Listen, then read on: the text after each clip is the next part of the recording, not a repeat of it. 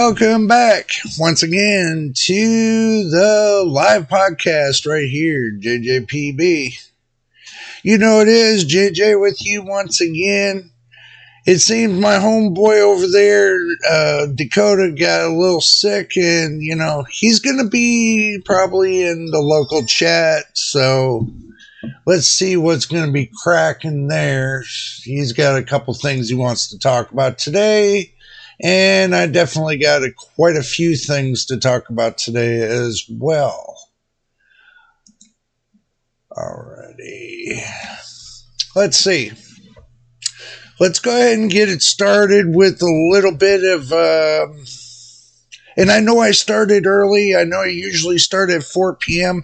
But I have some things that are coming up that I have to be out of the house by 5. So I wouldn't be able to do the live stream from 4 to 6. So I figured why not do it at 1 o'clock and 1 to 3. And at least that way everybody gets that couple hours and you guys don't miss out. So let's go ahead and talk about a few things. And the first thing we're going to talk about, and let's go ahead and get it right on, we're going to go ahead and talk about the... let me bring it up on the screen. The RTX 4090 AI GPU. Now, I want to bring something up about this. Okay, the thing is this: with the Super Series that's coming up. Okay, with the Super Series that's coming up for the 4070 Super.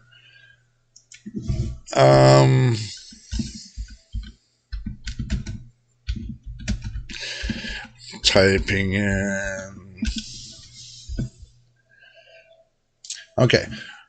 The 4070 Super that's coming up, you all know that the way the pricing is going to go, it can go two ways. One, the pricing can go up or it can go down. Now, what I was hoping, and I'm just going to bring this up for the 4070 itself. If they bring down the price of the 4070, let's say it's already down to $512. Well, if they bring down the pricing of the 4070 down below $500, then that means that they're going to make the 4070 Super at $600. We already know this. So that's something to actually think about.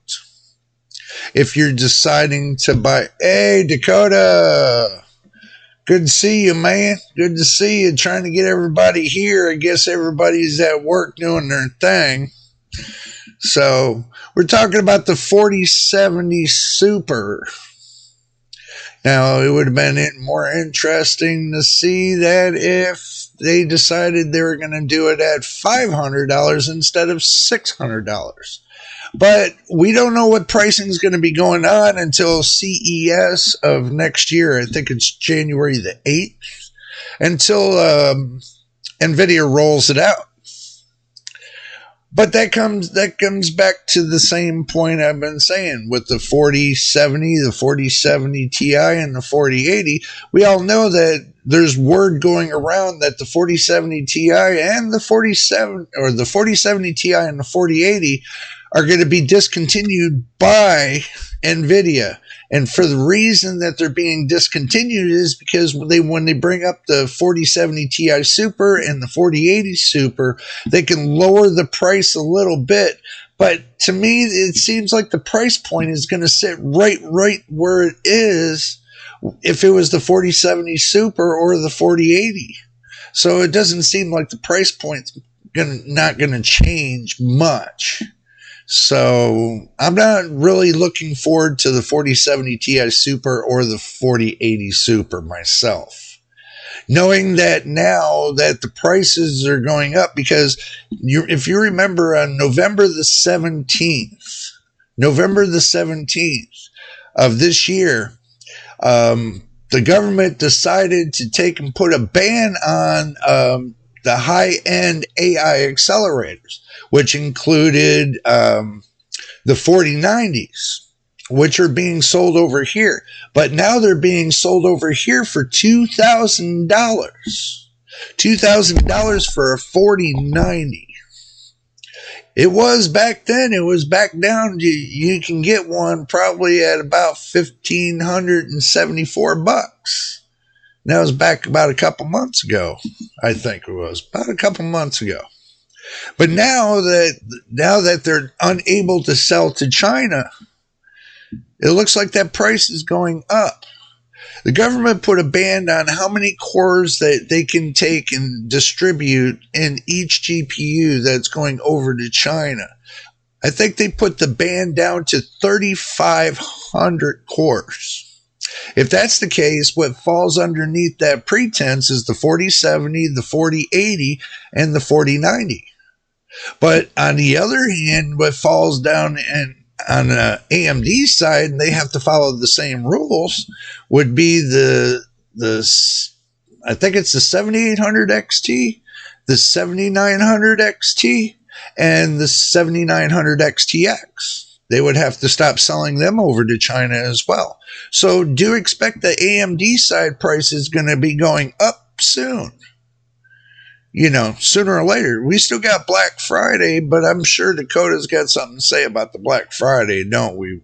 Don't you, Dakota? You said something to me earlier about the Black Friday. The game makers putting an hourly usage onto the games, which doesn't make sense why they would do something like that, but you never know. So, you know, from what I'm seeing about that is that, you know, when you take and pay for a premium on a game, okay, when you pay for a premium on a game, you should be able to get everything that the game has to offer. I can see if they're throwing extra incentive in there to where you got to purchase for, like, if you're playing a gun game, that you got to purchase extra guns, you got to pay out of pocket for that. You know, I can see that. Oh, you only found it on a couple good deals. Huh. But if you found it on a couple good deals, then that's probably going to spread like wildfire. What's going to happen is, you know, other game makers are going to say, well, you know what? They're doing it. Why can't we do it too?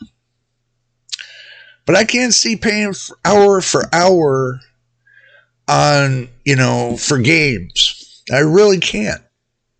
Because everybody plays games between 8 and 10 hours a day. Some people play between 8 and 10 hours a day.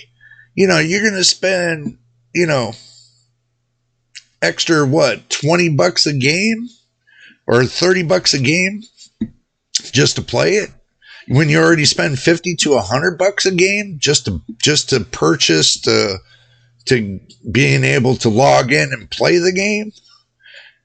And then you get a purchase for, you know, extra accessories, weapons, and stuff like that. And, you know, I mean, this is just adding another knife to the coffin, I think. You know, I can't see even paying $1 an hour, and you play 12 hours. That's $12. I mean, inflation is out there, and people are hurting on inflation right now. They're not going to spend that extra $12, even on any good deals. You know. Oh yeah, it'd be like $20 a month, like nvidia does on their gaming subscription service. You know, to where, you know, you can get like a premium account, I think, for like $29.95 or something like that, or $19.95 for a basic, and then you get an advanced like $49 or $39 monthly. Yeah, it'd be something like nvidia is doing, but per hour, I mean, that would be like, you know, cutting your hand off and say, play the game. I really can't see that. Truthfully, I can't. I cannot see that whatsoever. Them them being able to charge all that. You know, I mean, it'd be different, but you know, if you look on some of your Android games, they do it on some of the Android games. I think 1 or 2 or 3. I don't really play the Android games anymore because they charge too much just to play the games on Android. Now coming to PC, now that's going to be a whole different ball of wax. But they figured, and this is probably how they figured it, since a lot of people are on the consoles, that with the subscription that they use on the consoles, like the Xbox, and you got to, you know, you got the Game Pass, and then you got to pay for the amount of time that you use. They're probably thinking, since you got to do that with Xbox or, you know, PlayStation, you know, they figured, why not do it with regular PC? That's probably where their thought is being able to hit that market where, you know, where people that are playing on the PC games, to hit that market as well and see if they're going to be able to, you know, get something off of this market too. But as far as with PC games, you know, people will be like, you know, they'll just go out and get the full game and then turn around and, you know, install it on their system and then just say, you know what, I don't need their service anymore. I can just play it on my computer, and I don't even need the internet to play it. You know, that's pretty much what it's coming down to. I mean, back long time ago, everybody was putting the full game on their system. You know, they weren't playing, you know, over the internet. And then when they started doing peer-to-peer P2P over the internet and, you know, for competition and stuff like that, that's when the prices started going up with the games. You know, but to me, it just doesn't make sense why they need to charge more when you already paid between $50 and $100 just to get the game itself, to be able to put it on your system to play it. So it just doesn't make sense to me. Also, too, make sure you get your drink and snacks with you, by the way. So, bringing that up, just to let y'all know, I hear word going through the grapevine right now about Microsoft. Just to say Microsoft themselves, and this is the thing about Microsoft. I hear Microsoft with Windows 12, they're deciding to revamp the whole operating system and come up with new parameters for the operating system. So if you're going from like Windows 11 to Windows 12, I don't think you can do that anymore. Because if they revamp the whole operating system, that means you have to reinstall. You're going to have to install fresh Windows 12. So everything that you got on Windows 11, you're going to end up having to, it's not going to jump from 11 to 12 anymore. And this is the word that's going out there through a few people that I know.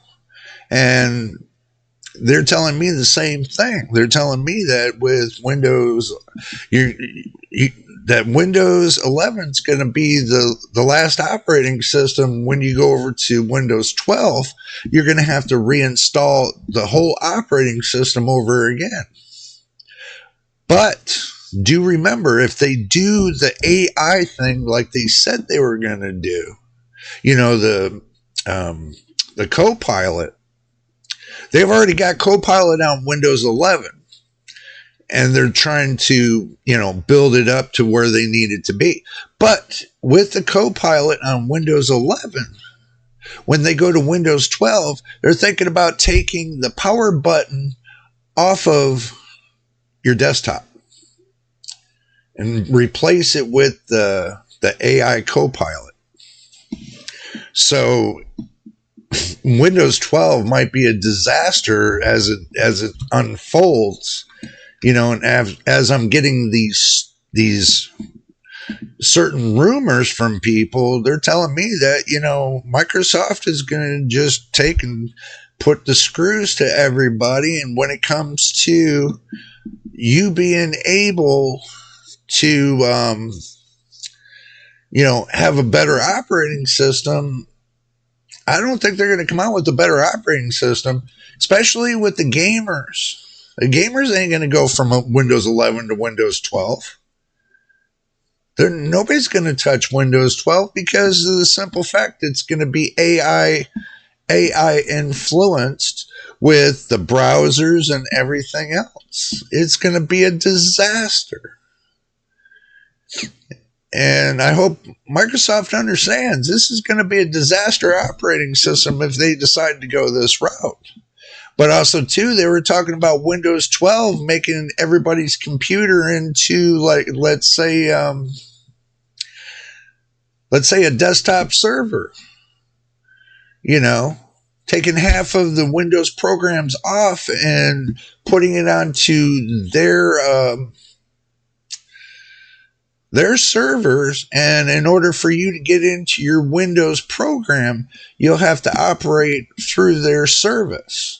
You have to purchase a service through them in order to operate your Windows program. Instead of them going to the fact of thinking they might do away with the operating system key. And if that's the case, in order for you to operate your Windows program with Microsoft, that you're going to have to purchase a subscription in order for you to operate your computer on Windows 12.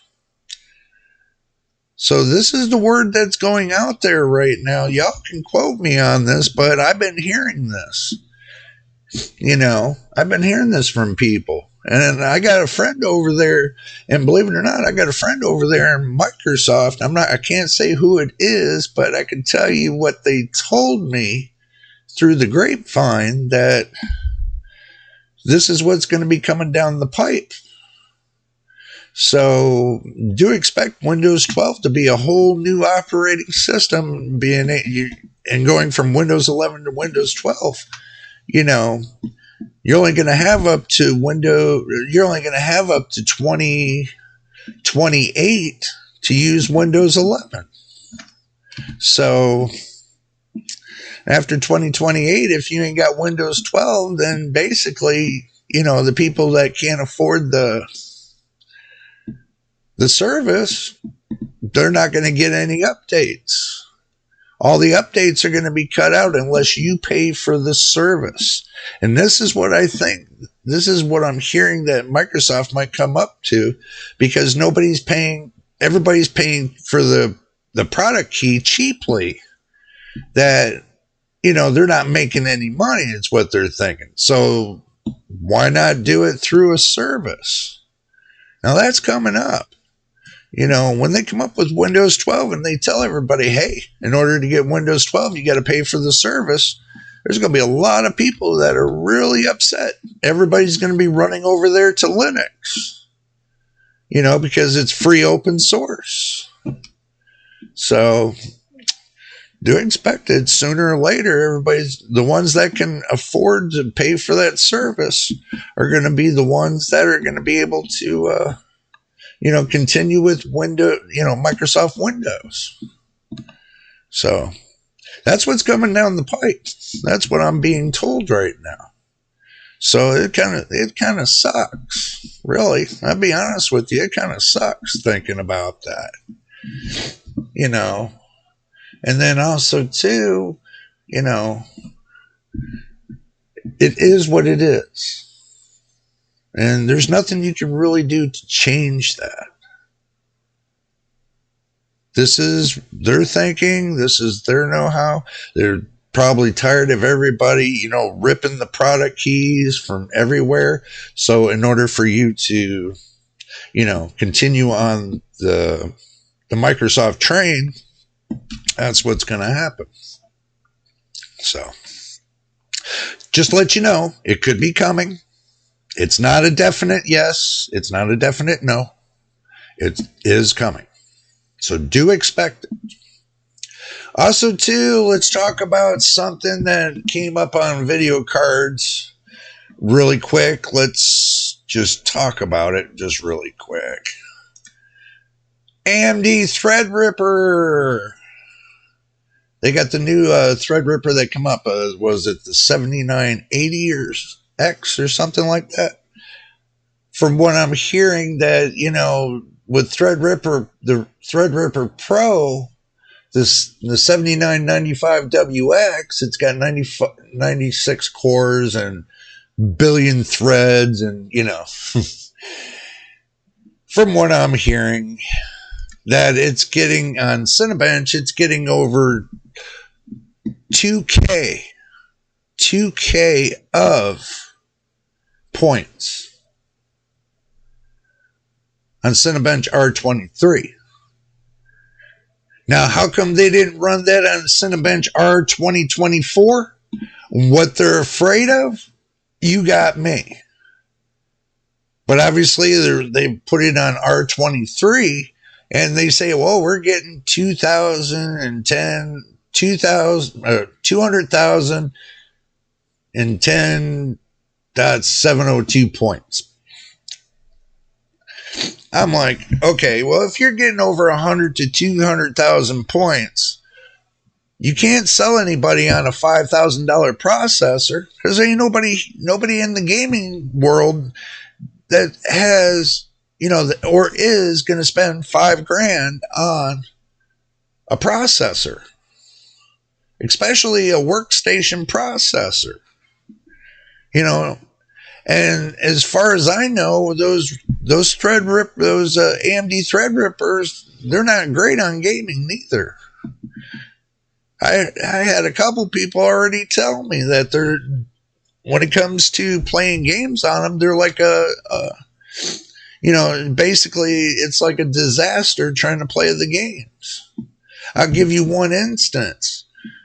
Even I'm gonna bring this up, and I'm just going to quote on what I heard today from Hardware Unboxed. I'm going to quote this, what I heard today. Stated in his podcast. Says he tried out the Threadripper.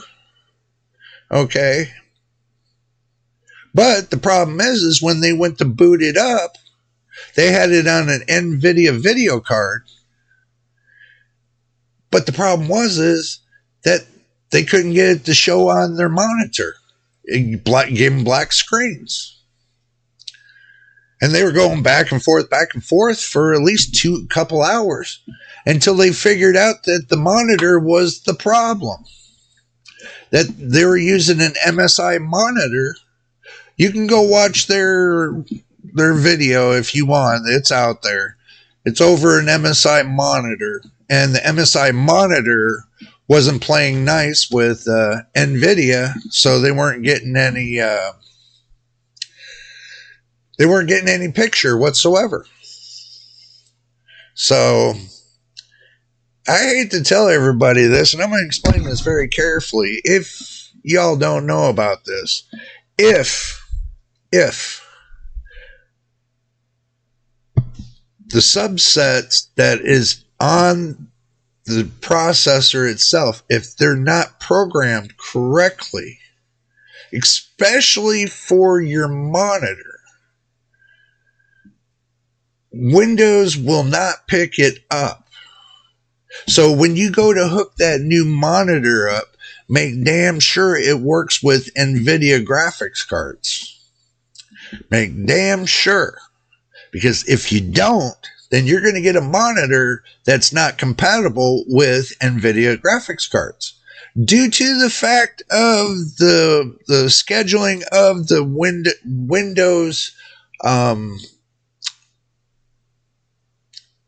Windows's monitor program, basically that all monitors don't have drivers. So basically using Windows basic drivers, basic display drivers for your monitor.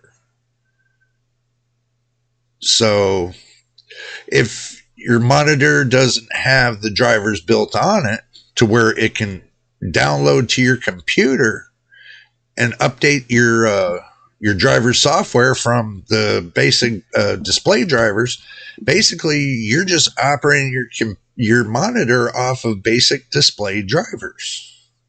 I had that same issue when I was doing my monitor right here, this monitor right here, because I guess they don't have they didn't have driver software for the TV monitor itself, because with you having the driver software, the correct driver software for the chips that are on your monitor and having the right ones installed into your operating system on your computer will give you exact detail of your monitor when it comes to the amount of hertz and everything else. What you can do with it. If you got a 4K monitor, but it says, oh, we're only going to go up to 1440p and we're on Windows basic display drivers, then you need to go and find the drivers for your monitor. And I know it is hard as heck because the monitor companies that made these monitors gotten so lazy that they don't even send the driver software anymore like they used to. They used to send the driver software. Well, good morning there, machine. Good to see you. Welcome as you just woke up. But just to let you know that you might have an incompatibility issue is because of the driver software for your monitor. So if you ever get into that bracket to where you have a problem that, your computer has a black screen on your monitor, try switching to a different monitor first. And if, you can get back onto your Windows, your computer on Windows, then your monitor is the problem. Always start with your monitor, check and see if it's the problem first, and then move your way down the road. So do keep that in mind. I know I did one time with an old graphics card. I plugged it into the monitor. It worked for like maybe a half hour and then black screened. And I'm going like, what the hell now? So I thought to myself, okay, let's try it in a different monitor. And guess what? It worked. So turned around that it seems that my main screen blew up on me, which I got sitting on the floor over here, and I went and got me another one because that one blew up just for sale. It blew up because it overheated. The reason why it overheated is because it didn't have the right driver software. Simple as that. So if you ever get that chance to get the right driver software for your monitor, do yourself that favor and get yourself the right driver software. Alrighty. Now we're looking down the road a little bit and see what else we got cooking. Okay. So, like I said to everybody before, I'm going to say it again. Okay. When it comes to your graphics cards, do look at the prices going up. Okay. I think after Black Friday and Cyber Monday, the prices are going to go up. And who knows when they're going to come back down. They might come back down for Christmas time, like 1 week out of the year on a Black Friday sale in December. They might come down then, but after that, going towards January, you might as well think of all GPU prices are going to go up due to the fact that China is buying out all the high-end GPUs. They're going to be buying all the high-end GPUs. So it's going to be crazy because they can't, NVIDIA can no longer sell them any high-end GPUs. And it's going to turn out AMD can't neither. And they can't, if they can't sell to China, the prices are going to go up because they got to be able, it's got to be affordable for them to be in business. You know, they'll find a workaround sooner or later, but it's going to be tough in the beginning. Everybody asked, I get a lot of people asking me this question. Are GPU prices going up?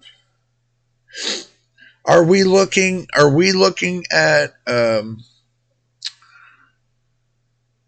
recession on GPUs because they're buying it up for the AI boom? Yes, they're buying it for the AI boom, and yes, we're going to be going into a GPU shortage. A lot of reviewers have been talking about this. You know, they've been talking about the GPU shortage. They're like, it's coming. No matter which way we look at it, it's coming. Because with China being only able to buy GPUs with cores that are less than 3,500 cores, they might be going after the lower end GPUs. Because they're not going to be able to buy from the 4060 the 4060 up on NVIDIA's side. They're not going to be able to buy any one of those to make AI accelerators. And with AMD has to follow the same suit because, you know, the United States put a clamp on whatever they got going on. Now, unless AMD is stationed out there in a different country to where they can get away with it, then, you know. But they do have the GRE models out there. You know, I think it's the 7900 GRE and the 7800 GRE or something like that, that they're already specifically made for China. So that might be how they're getting away with, you know, sending their GPUs over to China. Also, too, you know, with those GRE models, you can't buy them unless you buy the whole computer as a package. So that's kind of bad for what's going on out there as well. And I'm sure that, you know, those big companies out there are not going to buy whole computers just to get a GPU, just to get a chip. I doubt they're going to be doing that too. So it's getting ugly. It's going to get ugly, you know, and it's going to get to the point to where people can't really afford at all computer parts. You know, it'd be different if the TSMC chip manufacturer was over here in the United States, like I was telling Dakota earlier. It'd be easier if they were over here in the United States, then we wouldn't have that shortage issue with the chipsets for the graphics cards or the motherboards and stuff like that. Because there is a high abundant surplus of silicon over here, but, you know, the companies that mine for it, they send it over to China. And China's buying it dirt cheap from us.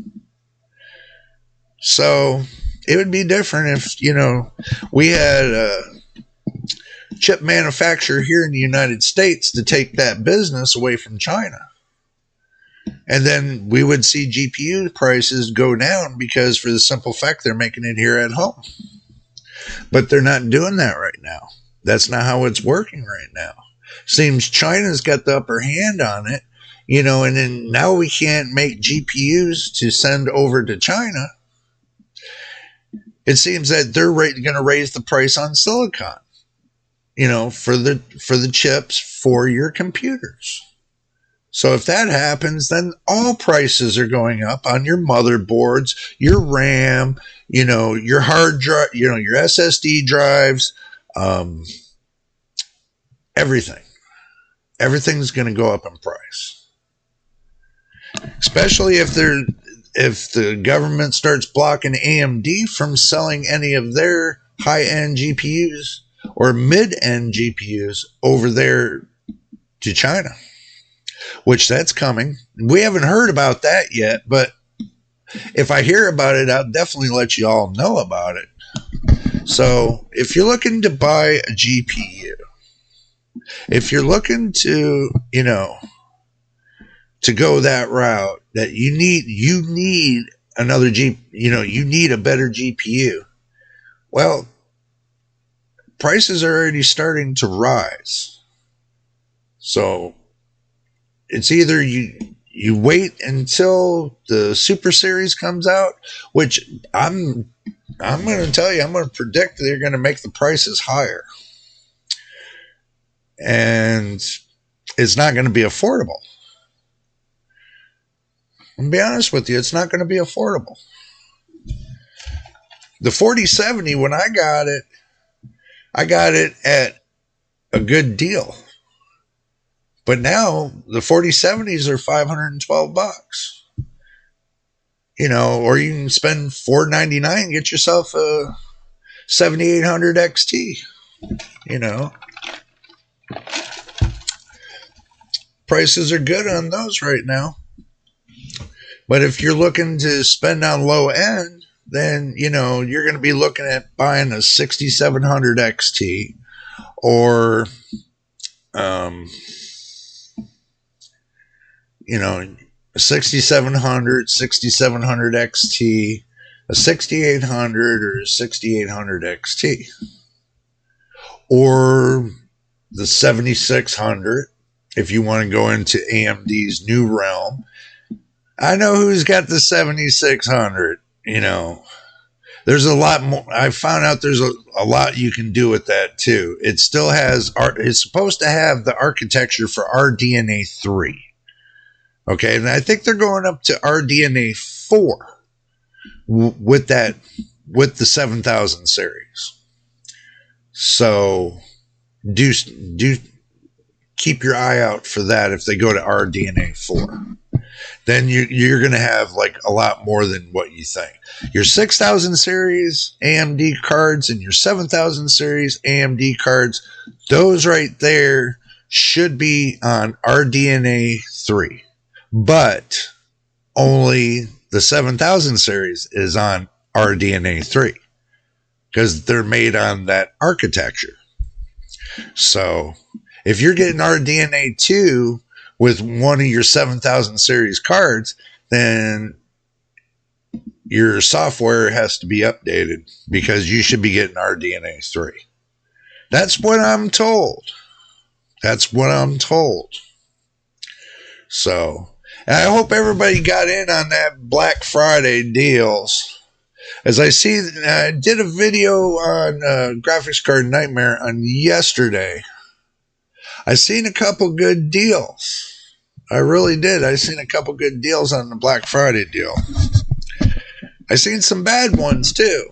I seen some to where, a couple graphics cards were a month ago. They were the same price as they are on the Black Friday. So Black Friday, they had one or two good ones, but all else fails. I really didn't see anything that was worth talking about. Oh, thank you. I appreciate it, Machine. Thank you very much. But like I told you, these Black Friday deals, they might have good ones. They might have bad ones.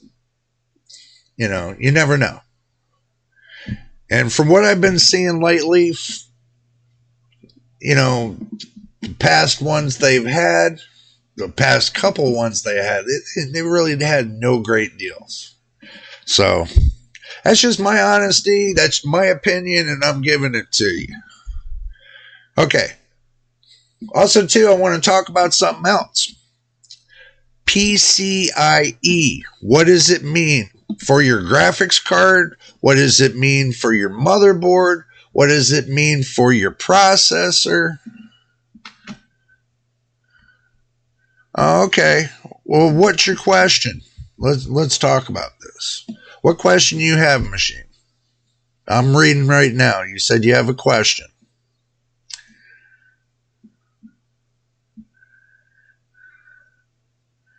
Okay, well, then if you're going off topic, that's fine. What you got? What you want to talk about?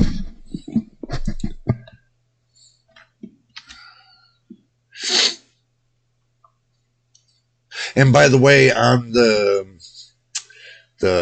mobile channel, if you go to my homepage on YouTube, you'll find my mobile channel. I was talking about the PCI lanes and how that works and everything else. Make sure you watch that video. What kind of question you got?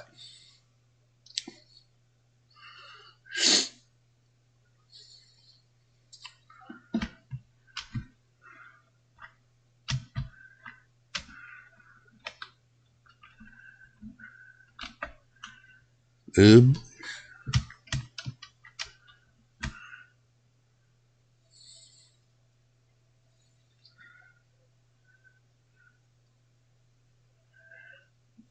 While I'm waiting for the question, we'll still dive into the PCI thing. Okay, PCI lanes are built onto the processor. Processor's got a certain amount of lanes. Okay, that goes from processor to your graphics card. We'll get to that. Just hold on. So when the VRAM overspills into the system RAM, how much does it affect the performance? It depends. That depends on if the game uses up all the VRAM, it doesn't really spill over. Okay. Basically, whatever it goes up to a certain amount of RAM that you got on your video card, and then after that, it will take and start using system RAM to make up the difference. Depends on if the game is using over 8 gigabytes of VRAM or if it's required to use 12 gigabytes of VRAM. If it's required to use 12 gigabytes of VRAM and you only got 8 gigabytes, sometimes it will spill over to the fact of the system RAM. And it'll pull a little bit from the system RAM, but you'll lose probably about 10 to 12% performance if it does that, usually. But if you got games that are only pulling like 4 to 6 gigabytes of VRAM, then you don't have anything to worry about.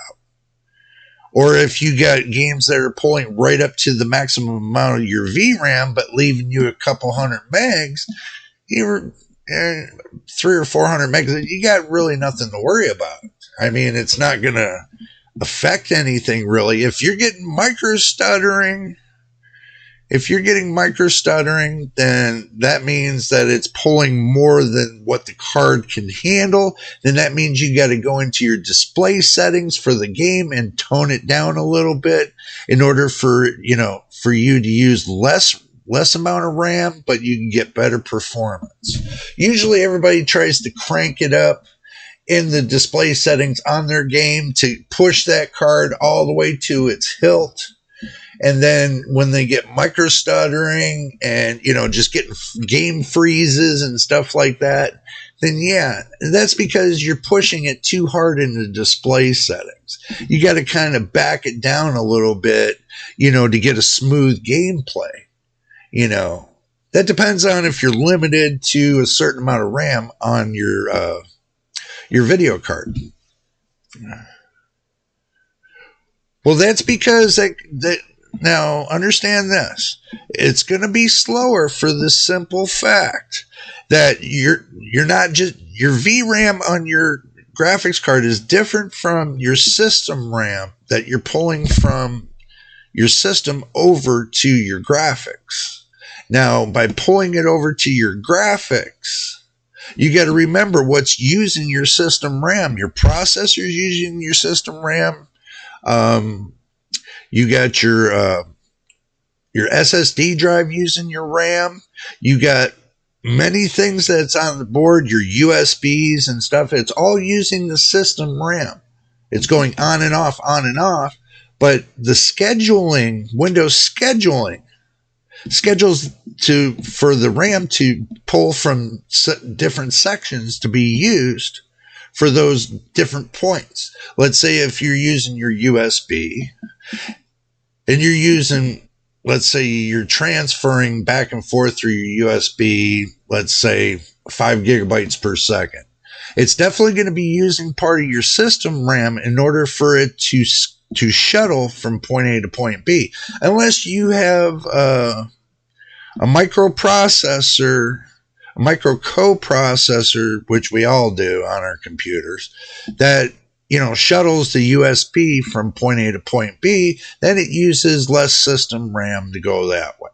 But in order for your graphics card to continue to give you any kind of performance without stuttering, then it pulls from your system RAM, which your system RAM is dedicated to many places and only has a certain amount of lanes to go from point A to point B.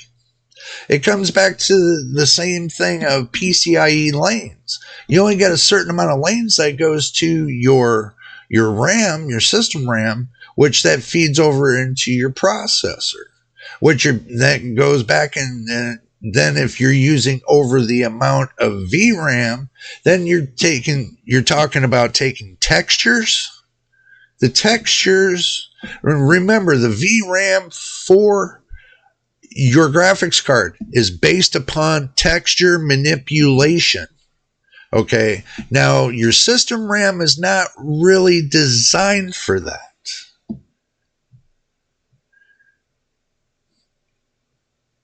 Well, your system RAM is not really designed for texture manipulations like your graphics card is. So it's kind of like a little bit different kind of RAM. But if your graphics card needs to pull from your system RAM, it will. And that's usually part of the scheduling too. And there's not really much you can do about it, because unless you cut it off, then but if you cut it off, then you would get like black screening and crashing, and then you would have a lot more problems. So do remember, your VRAM for your graphics card is taking the textures and it's manipulating the textures to go for your monitor. It's got to manipulate all those pixels and everything else, and that's what it's using that RAM for. Now, your system RAM is using it for your processor, which is giving you the back end of the gaming, the processing of the gaming, back and forth, especially when you're going through the internet. It's got to go through the processor, which, the RAM is being portioned out for that. There's many different ways everything's being portioned. So if you got a graphics card that's got 8 to 16 gigabytes of VRAM, you should be all right. But if you're not getting what you need off of your graphics card, if you got an 8 gigabyte graphics card, which I know you do, machine, you got an 8 gigabyte graphics card. Most of your games now these days are running at 8 gigabytes. Okay. Some I've noticed, with different people that I've talked to, they say some of the games are not even pulling up to 8 gig. Some games are pulling up to like 6 or 7 gigs of VRAM. They're not pulling the full 8 gigs. So they're not really having... I know another person that has a 7600, and they tell me that, they're getting between 80 to at least 110 FPS with no problem. My rule of thumb is if you get over 60 plus FPS or greater, then there's nothing wrong with your graphics card. You have it set up correctly. But if you don't have the display settings on the game set up correctly, you're not going to get that FPS that you're looking for. And if you don't have your BIOS up to date on your motherboard, if you don't have your BIOS up to date, then your graphics card is going to be hampered because of that. Because your graphics card connects into your motherboard, but if it doesn't have the right instruction sets, then it's not going to operate correctly. Just to give you that motion. Okay. At 1440p is underwhelming. Well, then most causes of that is basically comes down to your settings that you have for your graphics card, and the settings, it's how you balanced your system to your graphics card. So in order for you to get that 100% plus, you got to be able to keep it balanced between the two. Like I said, it comes to your driver updates, software updates, for your graphics card. If you got AMD, you can make sure that you're on the most recent software update, so that way you're good there. Your motherboard too, it makes sure you're on the most recent motherboard update, so this way, and make sure it's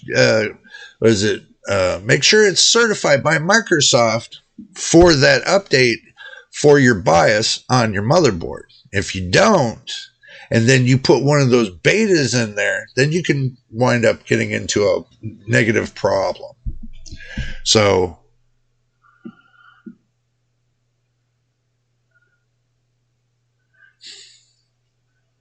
usually with the BIOS on your motherboard, I'll explain this, and even Dakota can explain this to you. If you don't got it up to the most recent BIOS update, 9 out of 10 chances that could be part of where your problem is. But if you don't know how to do it, then take it to somebody and have them update your BIOS for you. Okay?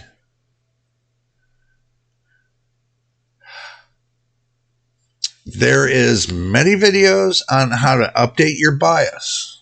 There's many videos. All you got to do is look up the video on YouTube, and there's a lot of videos on how to update your BIOS. Okay. Now, it's not hard.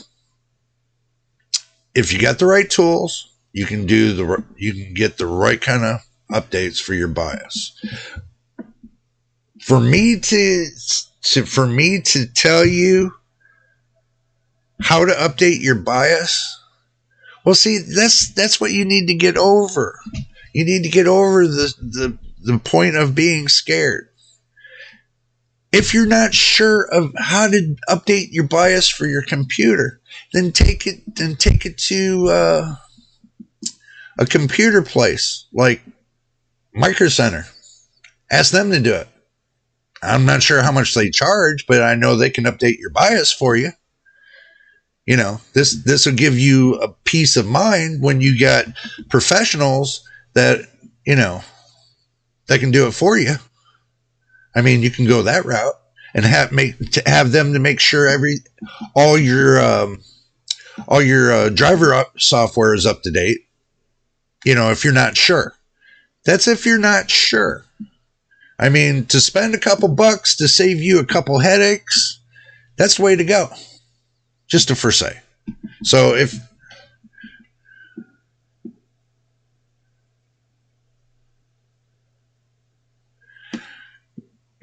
you can, but you got to make sure you have the right BIOS for the right motherboard.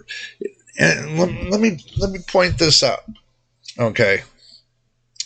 If the name of your motherboard, if you miss it by one letter or you miss it by one number, and you go to pull that BIOS, it could be an incorrect BIOS. And you go to update your motherboard, you can wind up putting yourself in a bad situation with that motherboard. Now, me, on the other hand, I got an Asus motherboard.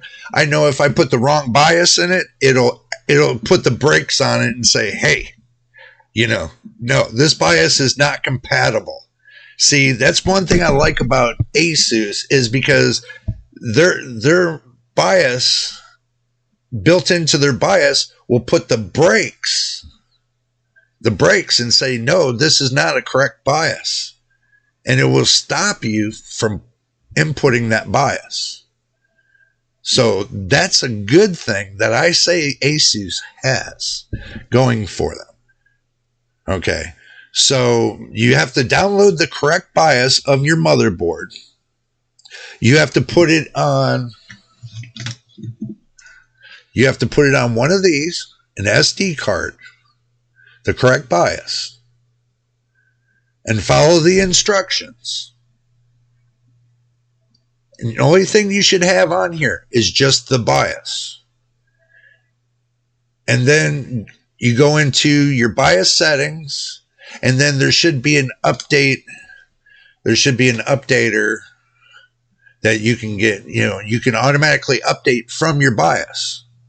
The only thing you have to remember is when you go through with this, do not shut the power off. Leave the computer alone. Make sure the computer does not shut off. Okay, let it go through its cycles. And when it brings you back to the BIOS again, it'll bring you back to the BIOS when it's all done updating. So, wait it out. It's not hard. It's very simple to do a BIOS. I mean, I was just like you, believe it or not. I was just like you, scared as all can be. Scared out of my mind. Oh, what if I screw up the BIOS? Okay, the only way you can screw it up is if you put the wrong software on the chip, on this SD card, and put the wrong BIOS in when you plug it into your computer, and you start off at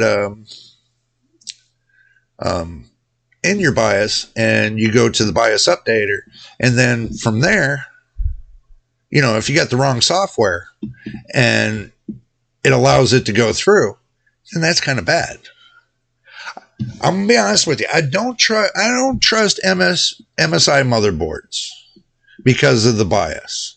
I don't trust Gigabyte motherboards because of the BIOS.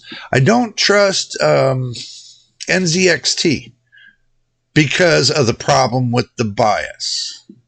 Okay, the only BIOS I have ever found to actually stop me from putting the wrong BIOS in was Asus motherboards.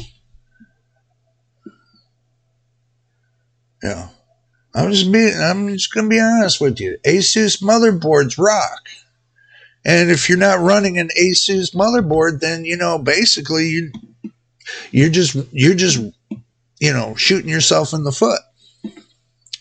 That's my honest opinion. Y'all don't shoot me on that. Asus has a great motherboard, especially with all the little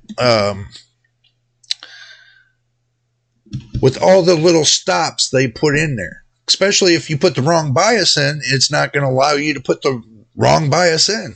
So, that's kind of a fail-safe. Especially with the BIOS flashback that they have for it, that, you can do a BIOS flashback just as simple without even having a processor on the motherboard or having the system RAM on the motherboard. You can do it with nothing on the motherboard, and guess what? All you need is the 24-pin plugged in and the EPS CPU plugged in.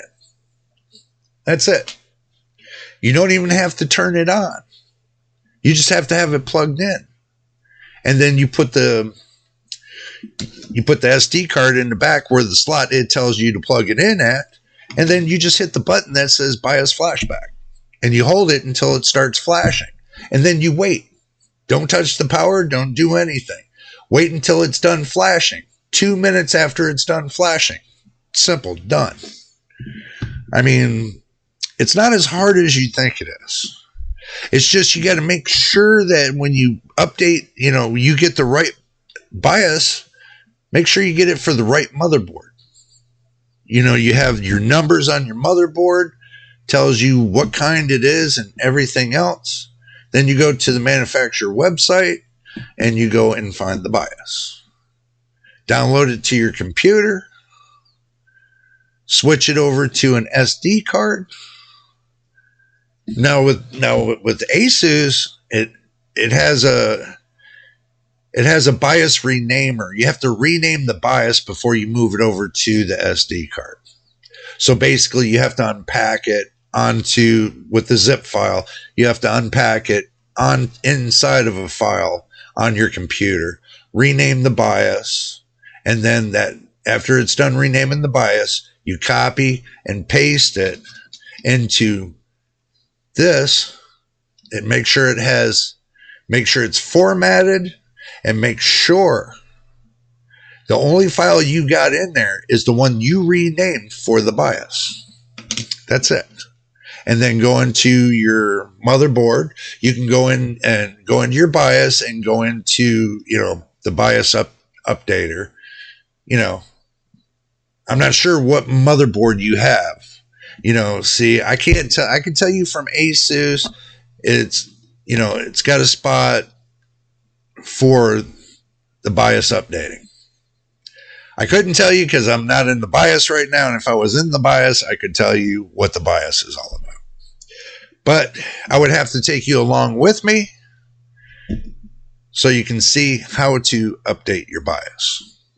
So, and I think I'm going to do a video on that too, so that way you can see what it's like to go into an asus BIOS and how easy it is to update your BIOS. Oh, it's not hard. It's either you want to spend $100 to get your BIOS updated by, professionals, or you do it yourself. You make your choice. I mean, that's as simple as that. You could watch many YouTube videos on different BIOSes and, how to update it. They're out there. I think I made one. I'm not sure. I have to look. I think I made one. So I might have made one. So you might want to watch that, or I can make an updated one, which I'm planning to do anyway. Yeah, really $100. Some charge $120, just to do that one little software update, believe it or not. You might get lucky if you can call over there to Micro Center and see how much they charge. They might charge less. Just say, hey, you want to get your BIOS updated, but you're kind of afraid how to do it. They'll probably cut you a deal. That's how Micro Center is. They cut you a deal. But when it comes to, doing stuff like that, I would trust oh, hell no. Best Buy, no. No. I'm sorry. Best Buy, I wouldn't even recommend. Sorry, I wouldn't even recommend, what do you call it? That other one. The one I never go to.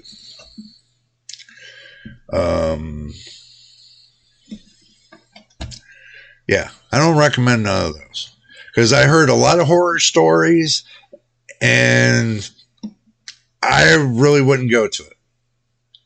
I ain't never gone to them, believe it or not. Because I hear all these horror stories.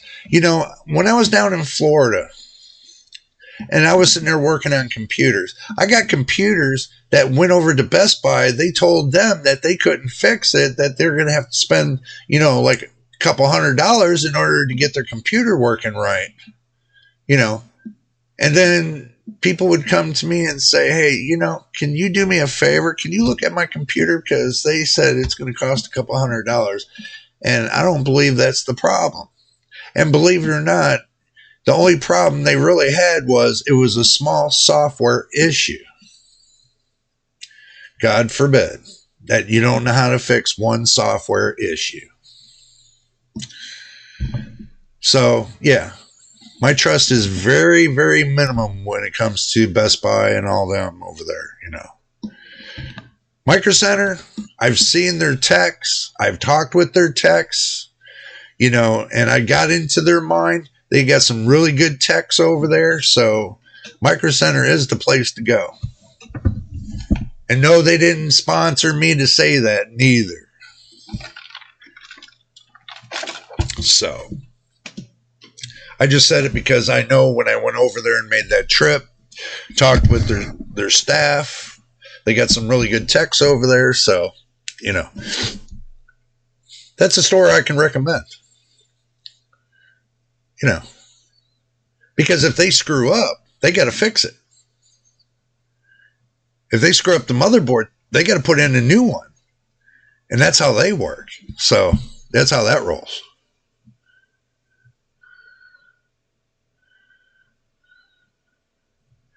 Yeah. Hey, I know the feeling. I had to drive 6 hours. 6 hours to Micro Center. 6 hours to get there. And 6 hours to come back.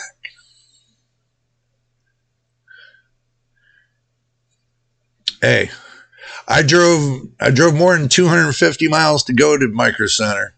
I went there, checked them out. It was well worth the trip. I'm just going to tell you, it's well worth the trip. Hey, it'd be fun too for you, you know, to go take a trip out there. You know, take your woman with you. Take a couple friends. Go out there and, you know, have a little bit of fun. Make a trip. Spend a day. You'll have a blast going out to Micro Center. So, that's something to think about. I mean, so yeah, that's like going to an amusement park for PCs. That's what I look at. It's an amusement park for PCs.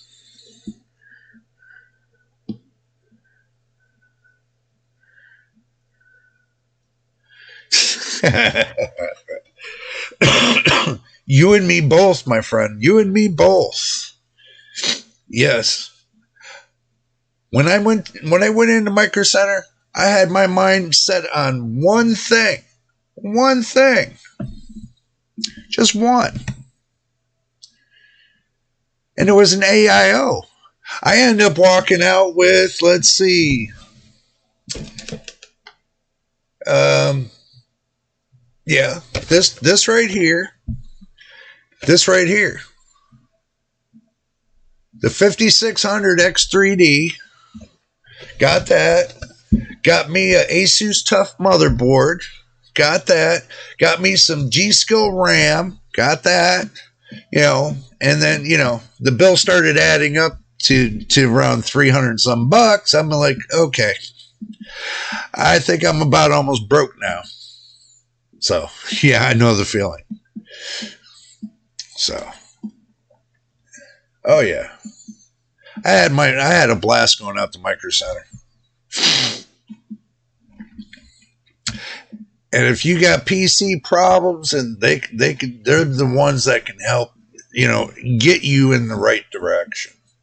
If you're unsure, and I'm going to tell everybody this that's watching the video, that's on stream too, you know, in the live chat, if you're unsure about your PC, they have great professionals out there. Make sure y'all take a gander at your Micro Center. Tell them Jay from JJ's PC Build sent you. Like they pay attention to me anyway. But anyway, what's the difference between the Tough and the regular Asus? Well, you got the Asus Prime, you got Asus Tough, you got the Asus Strix.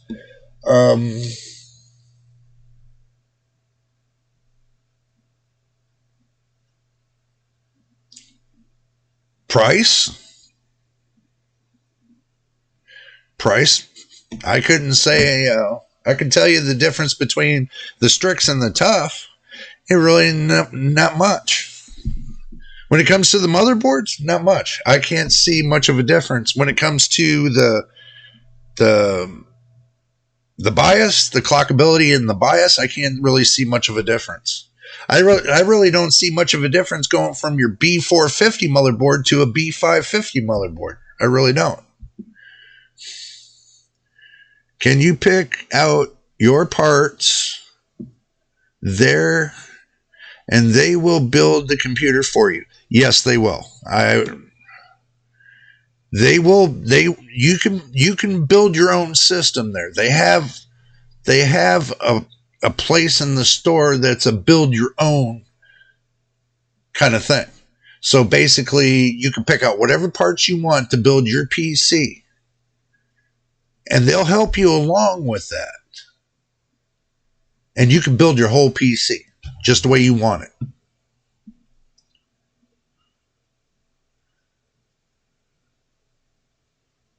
Even the GPU, everything that you're going to put in your PC, Micro Center will help you get through that moment. They got staff there that'll walk you through, even tell you what open box deals they got. They'll even tell you what they have on sale. They will walk with you until you have all your PC together, and they'll take it in back and they'll build it for you, and they'll show you it works. They'll install everything for you.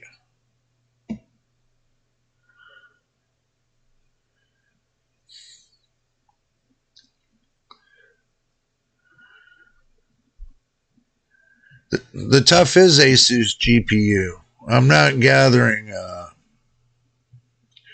You're talking about what the difference between the tough and like the GPU I got right here, the dual. There's not really that much difference. Price.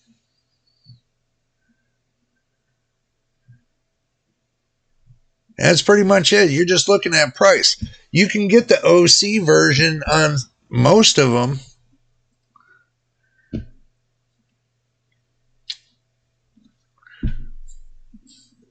The only thing I could tell you probably would be frequency. You know, how many, how far it would go up in gigahertz.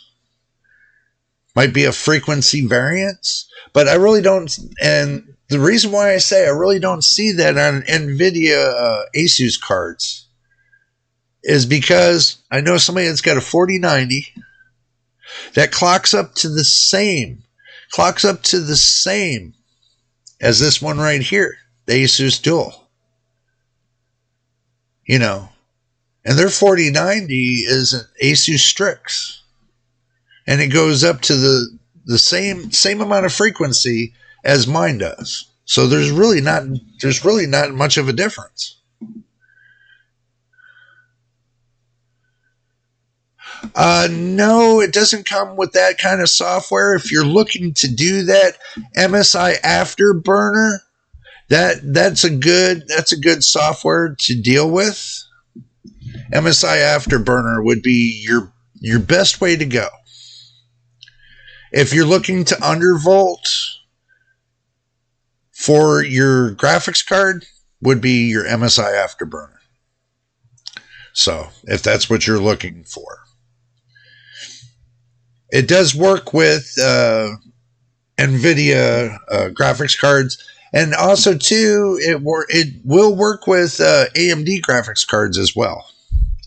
I'm not too sure about the Intel Arc graphics cards. I haven't gotten that far into that yet, but I can tell you it works with Asus. I mean, it works with AMD and it works with NVIDIA. So.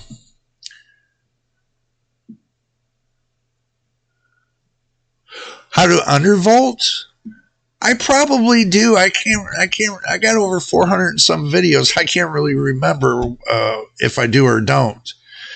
I couldn't really tell you. I probably do on how to undervolt with MSI Afterburner. I have to look at it.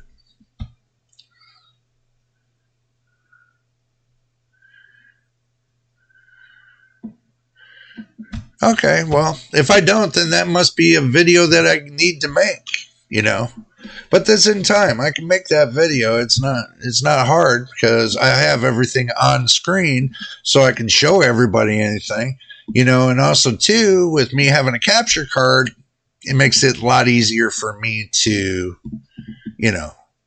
show everybody everything they need to know. So that is a good thing. That's what I look at. So as far as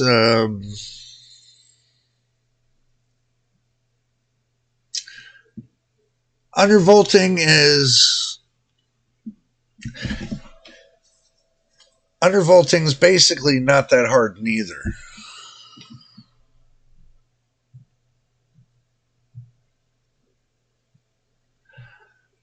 Would I recommend Asus? Of course. Asus, I've tested through all Asus's stuff. I tested their graphics card. I've tested their motherboard. Okay. I've tested, these are your two big main parts. You know. And I'll tell you what, I am very impressed with the way things go.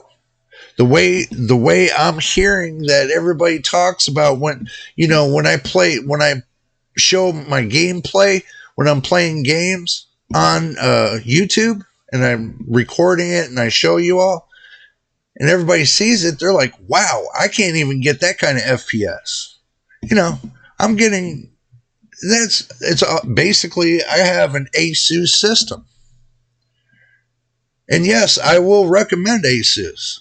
Even though people talk crap about Asus, they can say whatever they want. But I can tell you from first-hand information, and then not internet information, and not Reddit information, my personal information, yes, I will recommend Asus at any time, if that's what you're wondering. I can't say too much about MSI, because I haven't tried them out. I can't say too much about Gigabyte. I haven't tried them out, but I hear horror stories. You know, NZXT, I can't tell you about them. I hear bad stories about the motherboards. You know, I mean, I haven't tested it out, so I don't know them. Asus, I've tested out their motherboards from B450 to B550s, and I've tested their graphics card by nvidia. Have no issues. So I have an all Asus system. And yes, I would recommend them.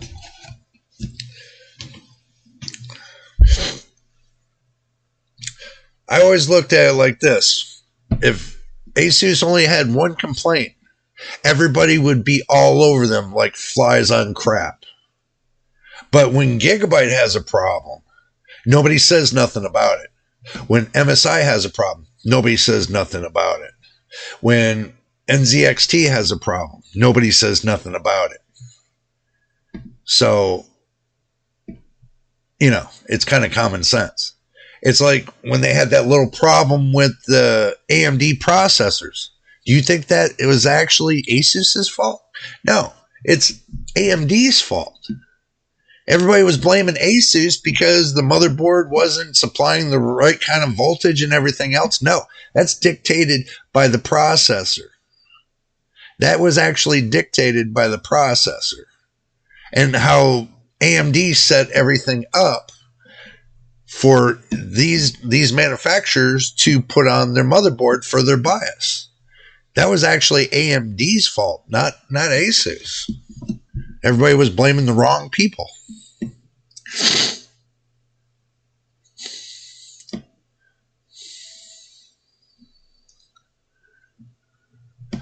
Oh, yeah. Well, now, believe it or not, it's not just Asus that had that problem. Gigabyte had that problem. MSI had that problem. NZXT had that problem. They all had that same problem. And it was because of AMD. And like I was stating to you, it's because of AMD and they set their parameters for that processor that was happening. That wasn't just Asus. That was everybody. That's because they wanted somebody that's big, you know, in the community, that has a great reputation. It's just people that want to tear down great companies with great reputations. You know, that they just want to tear them down. It's just like with nvidia. When their prices went up, everybody wanted to tear them down. You know, you have to look at it a little bit differently. You know, if you use their products and you have no problem with their products, then I don't see any big problem. And I can tell you, I use their products every day, and I don't have a problem whatsoever. That's just people whining and crying and pissing and moaning over nothing. That's just people that just want to do that, just to do that, to start trouble for other companies. So I don't piss and moan. I don't piss and moan about companies. If they got a bad product, I'm going to talk about their bad product. I'm not going to talk about the company. I'm going to talk about their bad product. And so far, I've seen nothing that's bad with Asus. So yeah, and all they wanted to do was tear them down. And that's all they've been trying to do 4 months. But you notice now, all that crap is gone. Do you notice that? That's not really talked about anymore. That's all gone. People really don't talk about that anymore. Oh, just like nvidia having the heating issues, and get this, nvidia having the power issues with their cord burning up. Do you think that's a bigger deal than what Asus was dealing with their motherboard? I think your graphics card that cost more money burning up because of the fault of the manufacturer is different than the fault of another manufacturer. So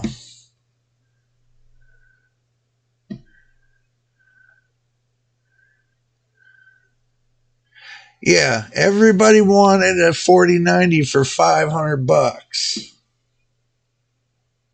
Out of all them returns and open boxes they had, you think anybody got it for $500? Hell no. They resold them for at least $1,500 to other people that wanted them. Open boxes. I've seen a little big deal on that. I asked around about that. People are still buying the 4090s if they're out there for sale. But now they ain't going to really buy them because they're a little bit, I remember when they were being scalped. When they first came out, they were being scalped for almost $2,500 to $2,700. And now, when you go to like Amazon or Newegg or something like that, you'll find them in between $1,700 and $2,000. Go figure. So, and if they got a crappy problem with them about their connectors, really? And everybody wants to pick on Asus about a glitch that was on the AMD processor? A glitch that was on the AMD processor causing the motherboard to overvolt the processor? It was an AMD glitch. It wasn't the motherboard manufacturer glitch. Because that happened with MSI, Gigabyte, NZXT, and all of them. So,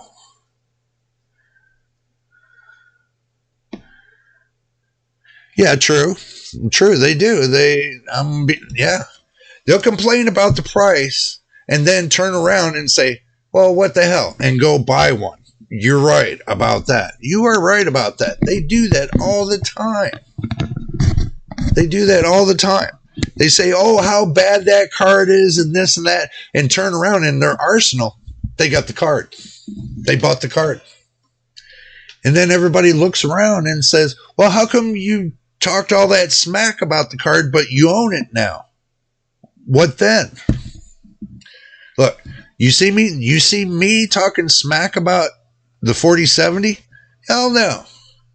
I use it day in and day out. Every day that I've had this card, day in and day out. I have not switched graphics cards. I am still on the 4070. Why I haven't changed over there to the 7800 XT? Well, let's think about it. If I wanted something with a lot of rasterization, then yeah, I would have went with the 7800 XT. But at the time I bought the 4070, there was no 7800 XT out. So, yeah. Do I got DLSS 3? Yeah. Do I got heavy ray tracing? Yeah. Do I got AV1 encoding? Yeah. It's all here. What else do I need? You know, that's the way I looked at it. And that's the reason why I bought the 4070. Not because, now get this, not because it's an NVIDIA product. I bought it because it's the only 4070 that they decided to put the 4070, they put 8-pin connectors on them. Instead of that 12-pin crappy connector.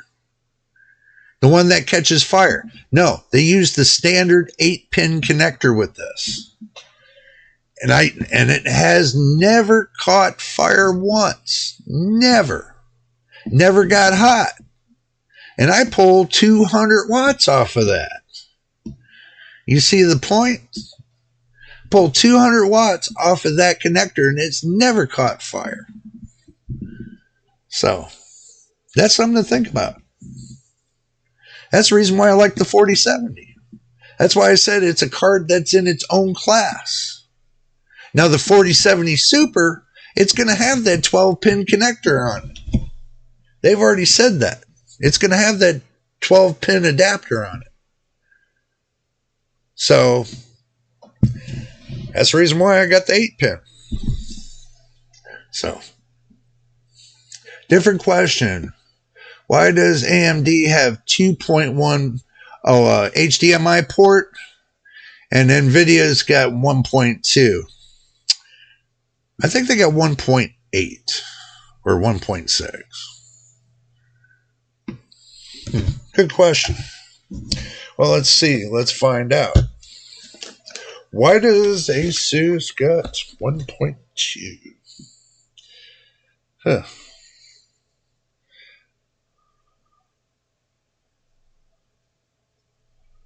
Well, I can give you the answer, but you're not going to like it.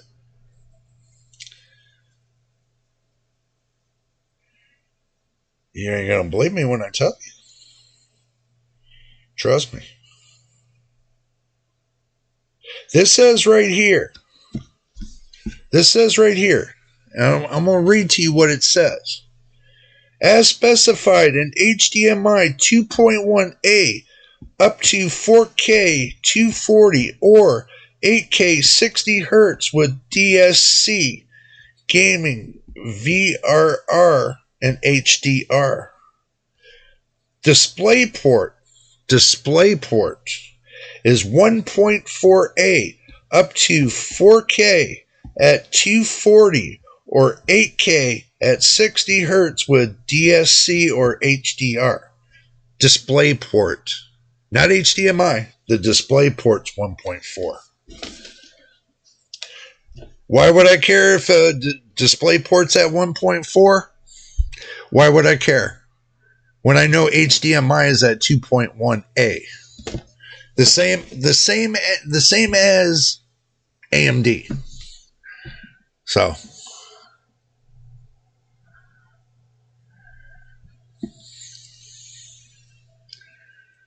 yeah. So does mine. HDMI port is 2.1a on this graphics card. The regular display plug-in port is 1.4. That's because you have to use the adapter to plug in for going from display port to HDMI. But your graphics card comes with one HDMI port. One HDMI port. So you're getting 2.1 on the port regardless.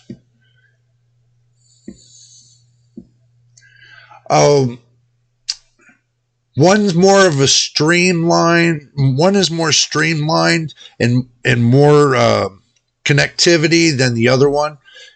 DisplayPort's supposed to be faster in speeds. It's supposed to give you better connectivity than HDMI. Okay, I don't see the difference between DisplayPort and I don't see the difference between HDMI. I really don't see the difference between the two. I'm running two monitors. I don't see the difference between the two. I really don't. I got my display, my top one here on DisplayPort, and I got my bottom one here on HDMI. I don't see the difference between the two. I really don't.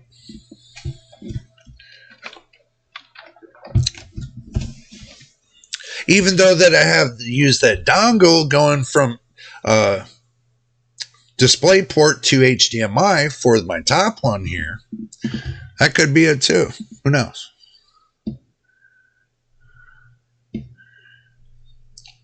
If you got a plug-in for DisplayPort, then you're probably better to run off of the DisplayPort than you would the HDMI.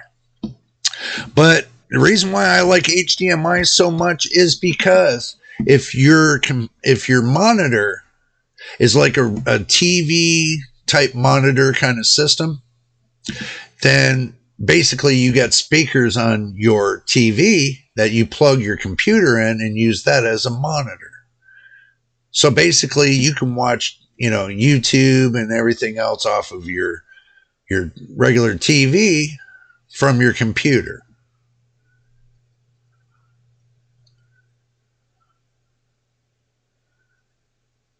Okay, well, there's not really much different between the two. I mean, one's got a little bit more than the other one. But in truth and reality, they look the same. I've tried DisplayPort on my bottom computer, or my bottom monitor here.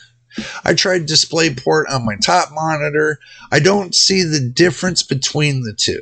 I don't see the difference now. They look the same. If I were to screen share with the two and look at the screens, they look exactly the same because they're both 1080p monitors that I have. So they're not really going to make a difference. If you got 1440p, it might be a better advantage for you running, basically running HDMI. I mean, compared to DisplayPort, I'd rather run off of HDMI. I think it's a lot better.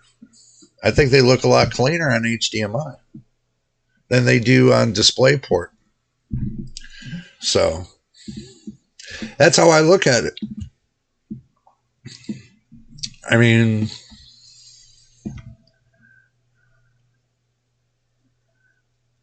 no, you really didn't. No, not at all. I pretty much, all the topics I covered were in the beginning as it was. So this is just basically, like the no holds barred kind of thing that's right now. That's basically what it is. I covered all the topics I was supposed to cover today. I have one 1080p and one 1440p. And you can see the difference between the two and the pixelization between the 1080p and 1440p.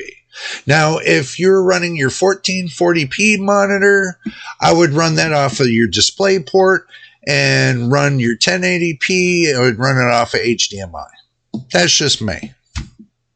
I see the difference between the two because the way my graphics card is, I can turn around and manipulate 1440p onto a 1080p screen.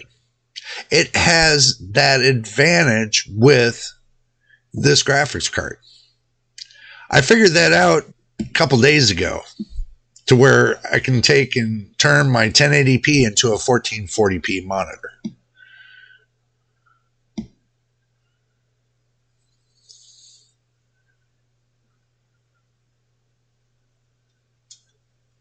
$145 for 170 hertz 1440p monitor.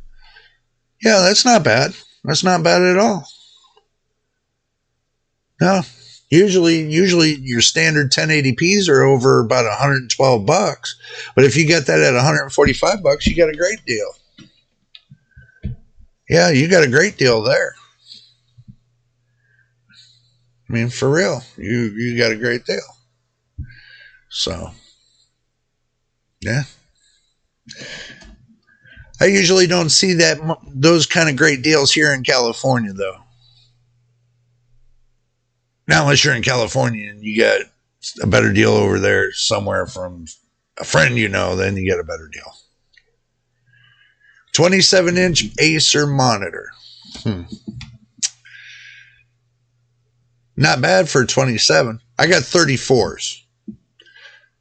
I got 34-inch and a 34-inch. Damn. And I got both of mine from Walmart, too. Yeah. Wow. 1440p, 170 hertz from Walmart. That's not bad. That's not bad at all.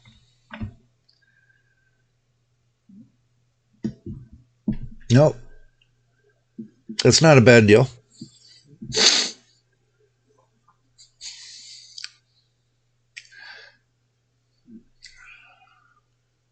I just don't think that Acer would be my kind of monitor.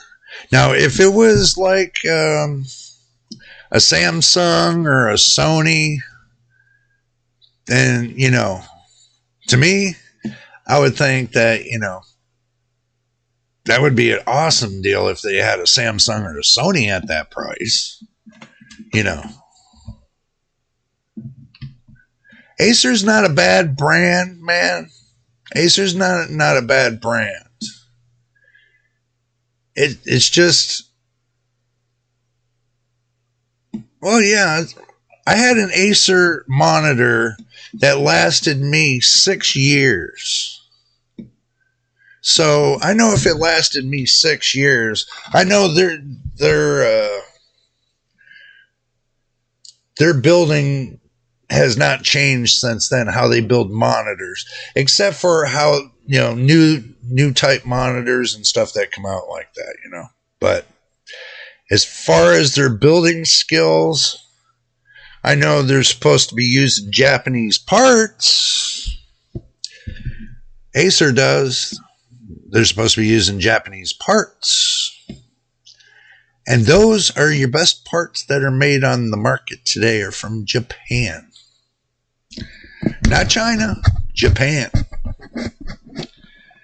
When it comes to the semiconductors, the resistors, capacitors, and all that, the ones from Japan are your best ones.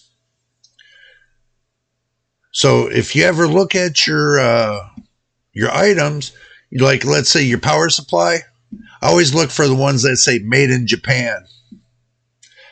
You know, because I know where the parts are coming from. And I know they're great parts. So just keep that in mind too when you're buying a monitor or something.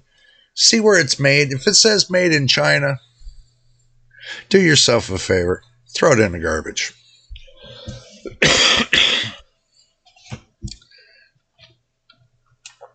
I have nothing here that says made in China. Nothing. It's either made in Taiwan, or made in Japan, or made in Malaysia. One of those three. No other countries. If you did, throw it in the garbage.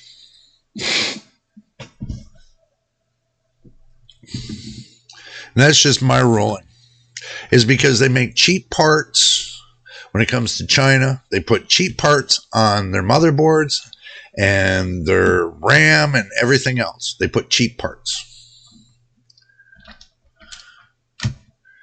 Yeah, and that's the reason why people are having a problem with the Zotac GPUs too.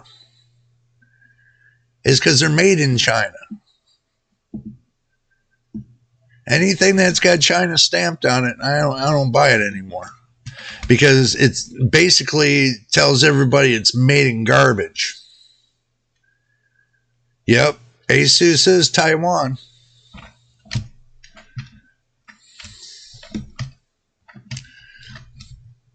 If you get a motherboard from Taiwan, make sure it just says made in Taiwan, not China.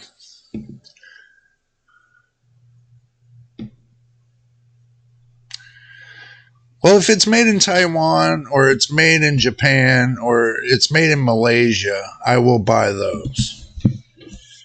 Now, any other countries, I won't touch. Because I know the difference between quality and garbage. And I'd rather have quality parts than garbage. So. Yeah, but some of those parts for Gigabyte, it might be made in Taiwan, but some of the parts for Gigabyte come from China. That you got to watch. Gigabyte gets most of their cheap parts from China and assembles them in Taiwan. So, if you didn't know that, now you do. So, keep that in mind. Alrighty.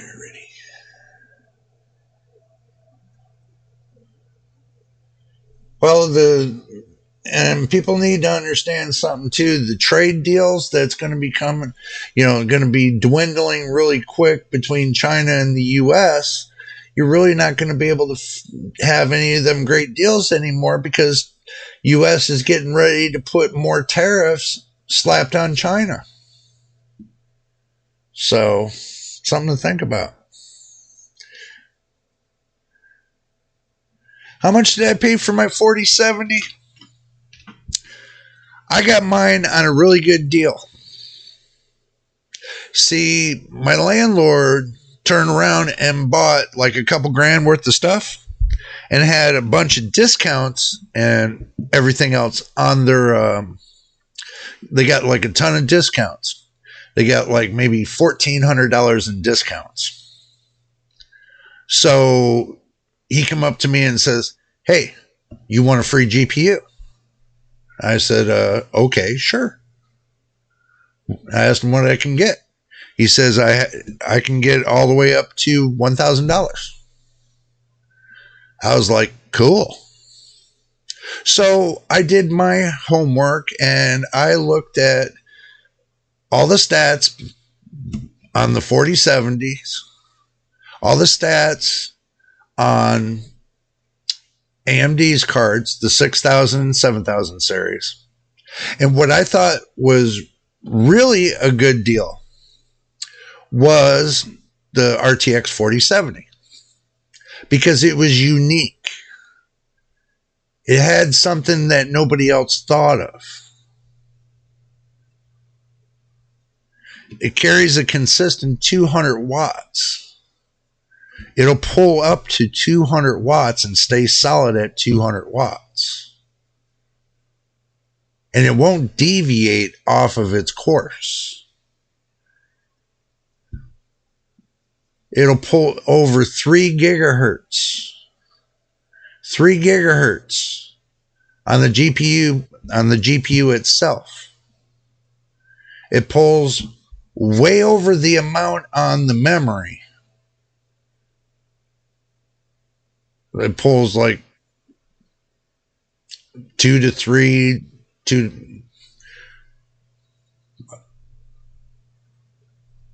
about 2.5 gigahertz. So with the GPU like that and pulling consistent 200 watts, but gives me an extra 150 FPS when I need it, then I hate to tell you, 7800 XT can't pull what the 4070 can do.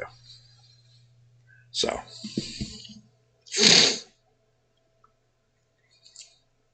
if the 4070 gets down to, and I've seen it for 512, okay,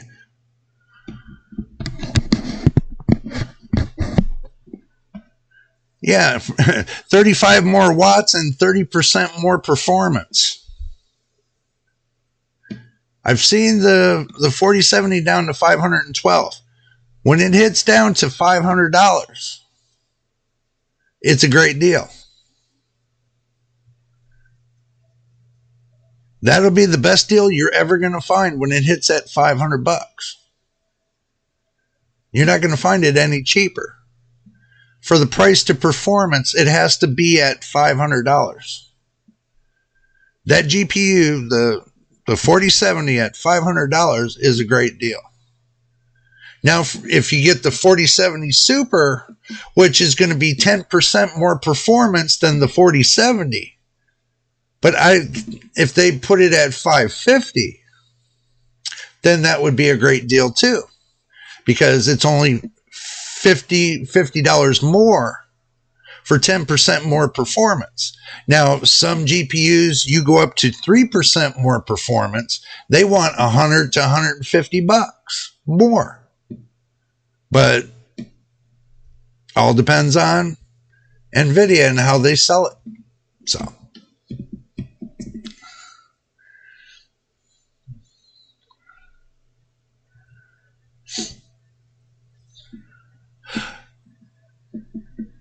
you only need a new power supply for your computer if you feel that it's warranted. Okay, you called the manufacturers. You asked them and said, hey, will my power supply handle this GPU? And they told you yes. And they're the manufacturer. So it should, if they told you yes, then you should be fine.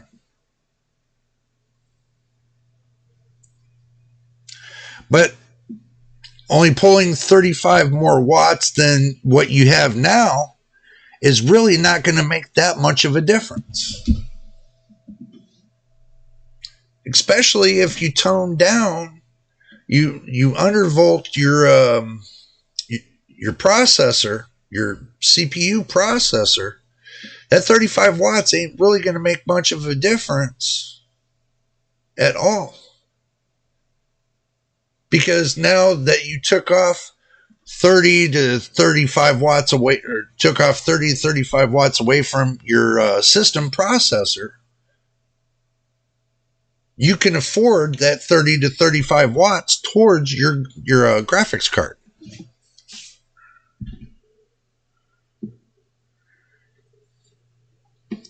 So tone down your processor, doing an undervolt kind of thing. You undervolt your CPU processor a little bit, and then you leave your graphics card alone and let it run free. You should be fine. That's what I do with mine. And understand this. My graphics card isn't undervolted, isn't overvolted. It's neither nor. And I'll show you why. Because I got MSI Afterburner open. So what we'll do, now we'll show you this so you can see this yourself. Okay.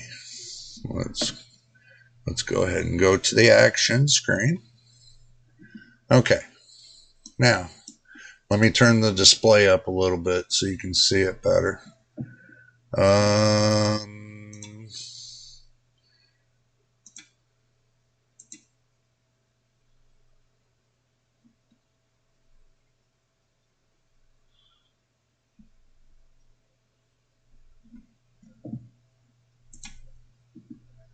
Okay. So, as you can see right here, and this is MSI Afterburner. This is MSI Afterburner. It says clock memory. It says 0. That means I have not overclocked or underclocked. It's still sitting at idle. Still sitting at 0. That means it's at stock. Core memory. Have not changed it. It's sitting at 0. It's still sitting at stock. Now the core voltage is sitting at 0. That means it's still sitting at stock. The power limit's set at 100%. That means it can go from 0 to 100% at stock. Okay.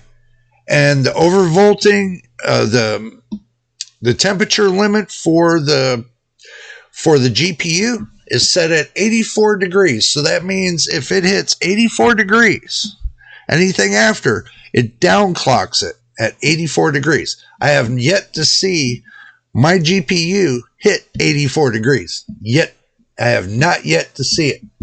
Right now, that's 84 degrees Celsius.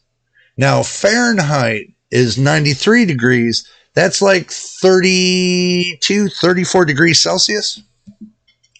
So you see the difference.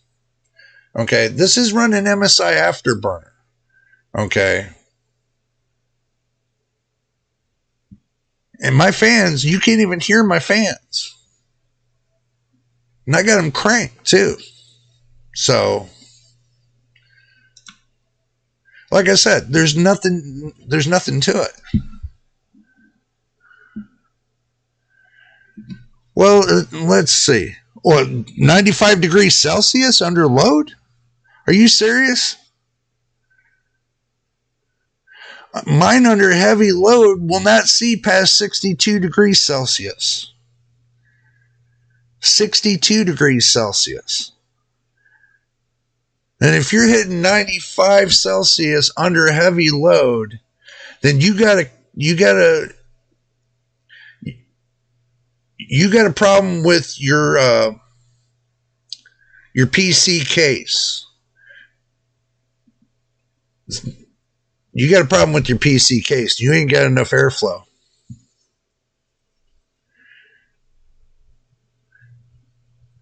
My hotspot on my CPU and my GPU will never go over 70, 76. I have never seen them over 76. My non-hotspot, it doesn't get over 60, 62 max. That's on the CPU and the GPU.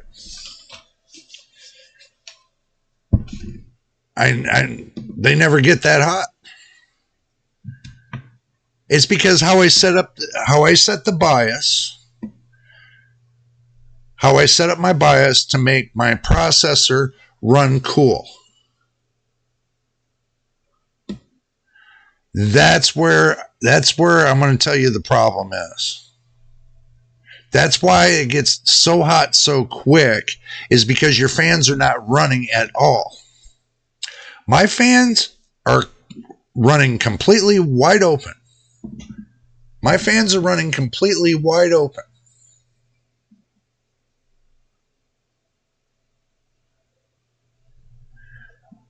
You know what my temperature is right now? Let's see. Well, let's test this little theory. Mine, I'm going to go on the calculator and I'm going to see this. F2C.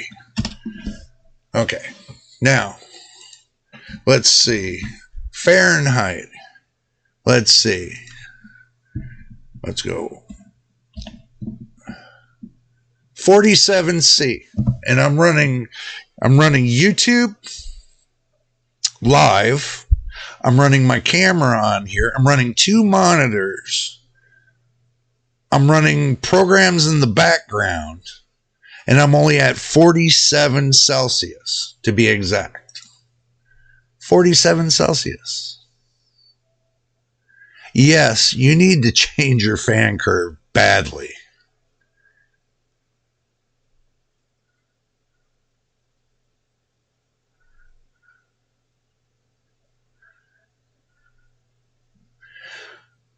Adrenaline only changes the fan curve. Adrenaline only changes the fan curve on your graphics card. It will not change the one that's on your processor. The one that you have on your processor, you can change it in your BIOS. But me, I'm going to tell you like this. The way my fans work on this, you see this right here? Oh, let me make my screen bigger so you can see this. See this? This right here controls my fan speeds. The RGB, this controls everything that goes on with my fans. Everything. It's all remote controlled. The motherboard does not control anything. Everything is remote controlled right here. I control my fan speeds, my colors, how everything works when it comes to my fans right here. I do not let the motherboard control that portion because I don't trust it.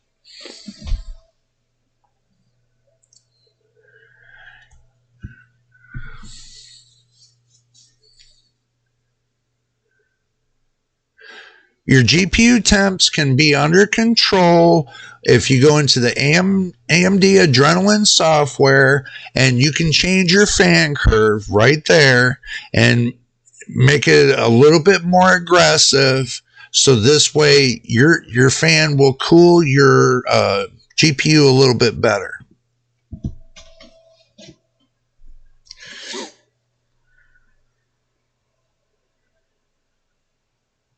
My fan curve for my GPU is set at 75%. Always. I set it at 75%. Do you hear it? No. Look. Here.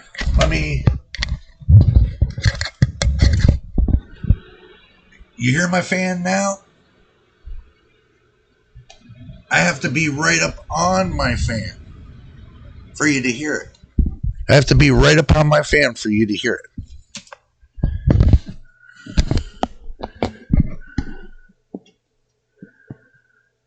You could undervolt your GPU, but see, this is the thing. I'm going to be honest with you. I would not undervolt your GPU. I would undervolt your CPU before I would your GPU, because I think what's happening is this. Your CPU is more demanding than your GPU, and you're getting bottlenecks for your CPU being overpowerful to your GPU. Your graphics card is kind of... Your graphics card kind of teeters on like having like the AM4 platform motherboard, like a B550 motherboard, and having a 5700X would run that 7600 really great.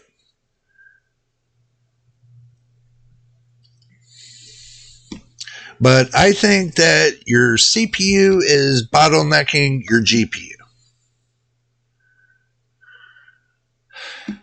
It would change a lot for you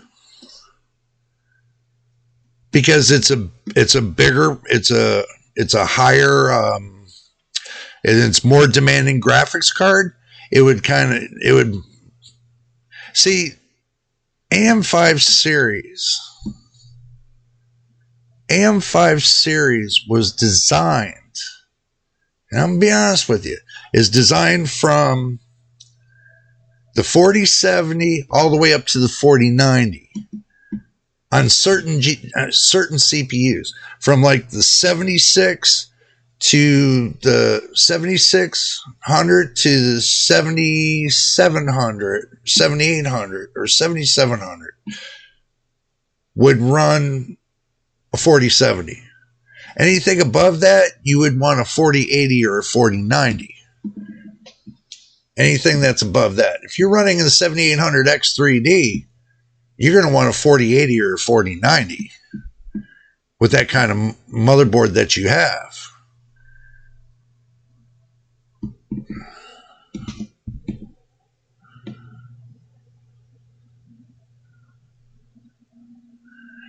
Overclocking your motherboard only gives you a little bit more of a burst when it comes to your games for FPS wise. and your texture manipulation. But if you push it too far, you can wind up having micro stutters, with it stuttering. You can wind up having flashes, things that you could have bad texturing. That's really where you don't want to be. That's the reason why I say, I used to be the kind of person that said, okay, well then, let's just overclock the processor. Let's overclock the graphics card, and see what it does. One, you get a lot of heat, and you get a lot more headache that goes along with it.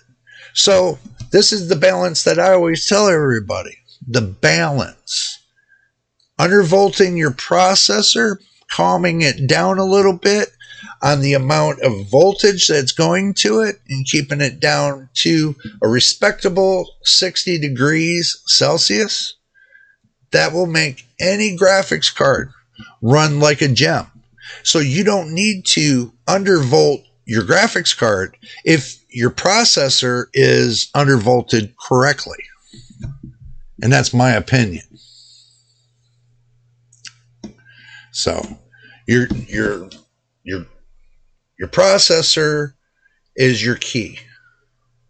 Now, to calm that processor down, since you have such a high processor, you should be undervolting your processor down a little bit, and it will give you more performance out of your 7600s. Because if you got too powerful of a processor, and it's like you're taking a Pinto, if you know what kind of car a Pinto is, and you're trying to make it into a Cadillac. It's not going to happen. You got to have it running smooth. Me, I set mine at 75 to 80%. When it comes to the fan curve, I set mine to 75, 80%. And then when it gets up to, let's say 75 degrees Celsius, then I hit it at 100%. So basically I keep it 75% all the way through until it reaches a certain degree, then it goes up to 100%. That's how I set mine. So if let's say you want to keep your graphics card cool at 60 degrees, curve it up to 100%. Okay. Keep it running at about 75% until it reaches 60 degrees C, and then push it up to 100%. That's the kind of curve I use. And it works great for me. So I never have that problem. That's usually where my fan curve sits. So you're having heating issues. You should be on that kind of curve. You should not. And with your GPU not kicking on the fan curve until it reaches 55C is the biggest no-no in the world. The biggest no-no in the world. As soon as that graphics card hits over 5 degrees from ambient, the ambient temperature in the room, as soon as it hits 5 degrees over that, that fan should be kicked up to 75, 80%. Let's say if you keep your room at 72 degrees Fahrenheit, say it's at 30, let's see. Let's just do the math and do it right. Let's say 72 degrees Fahrenheit, which is 22 degrees Celsius. That means That means inside of your case should be between 22 and 26 degrees Celsius at idle.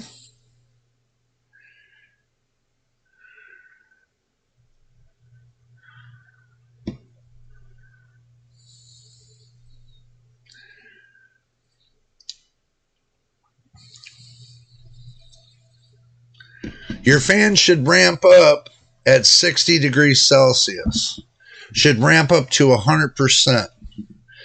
Now, when it's below and it's at 20 to 30 degrees Celsius, you can run it at 75% continuously. Because that way it keeps it at that temperature all the way up till max usage, which will take and hit you to 100%, and that's where you want to be. So if you're using your graphics card at 100%, you want that fan running at 100%. If you're running it at low idle, then you want it at about 70-75%. That's just my opinion.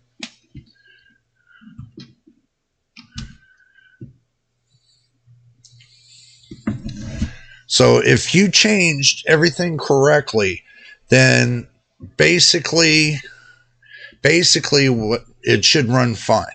It should run great. Your fan should be keeping things a lot cooler.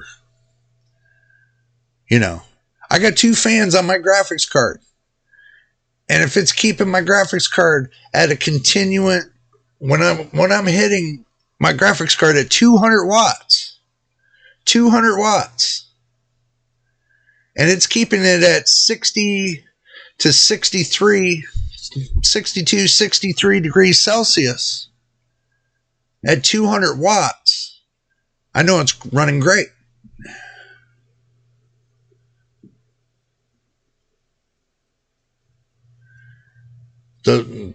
That's even better when you can get the temperatures down.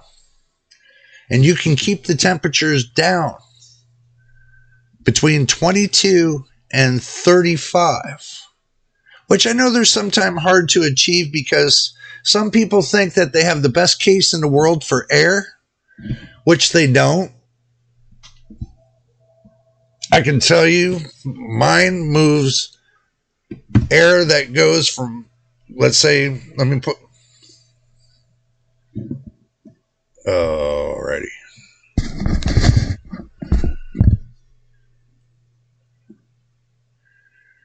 Uh-oh. I froze. Did I freeze?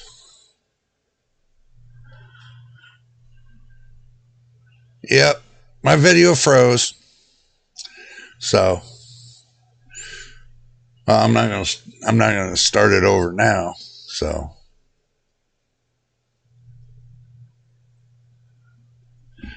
all right, hold that thought. Don't go anywhere. Hold that thought.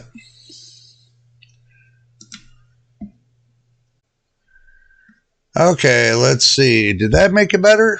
Well, let's see. Let's see. Just hold on. Just hold on. We're getting there. There we go.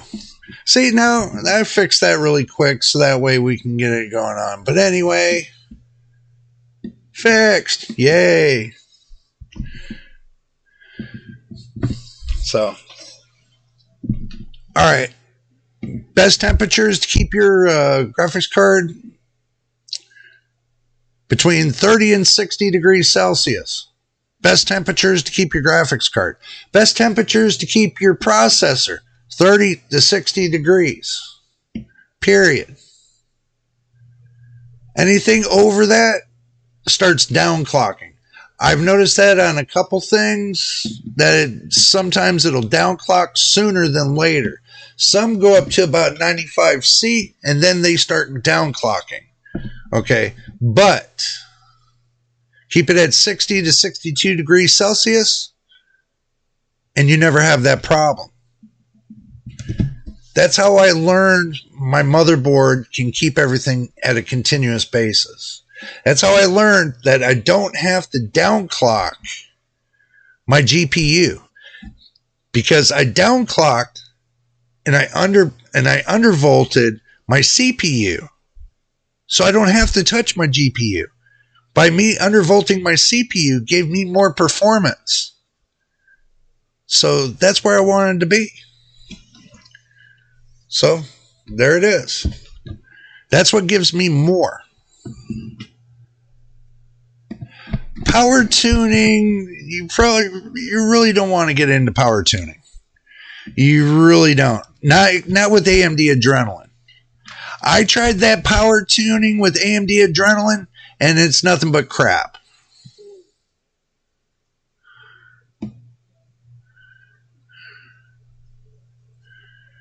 Your total board power is 34 watts. No, it ain't. I want to tell you that for a fact. No, it ain't. If you're running AM5 series, you better look at between 100 and 225. That's on AM5 series. There's hidden voltages and hidden wattage that you don't see. That only gives you one part of it, one sliver. That's not all of it. I had to learn that with mine. You're only getting one sliver of it. It's only giving you one. It's only giving you one little piece of logic. It's not giving you the rest of it.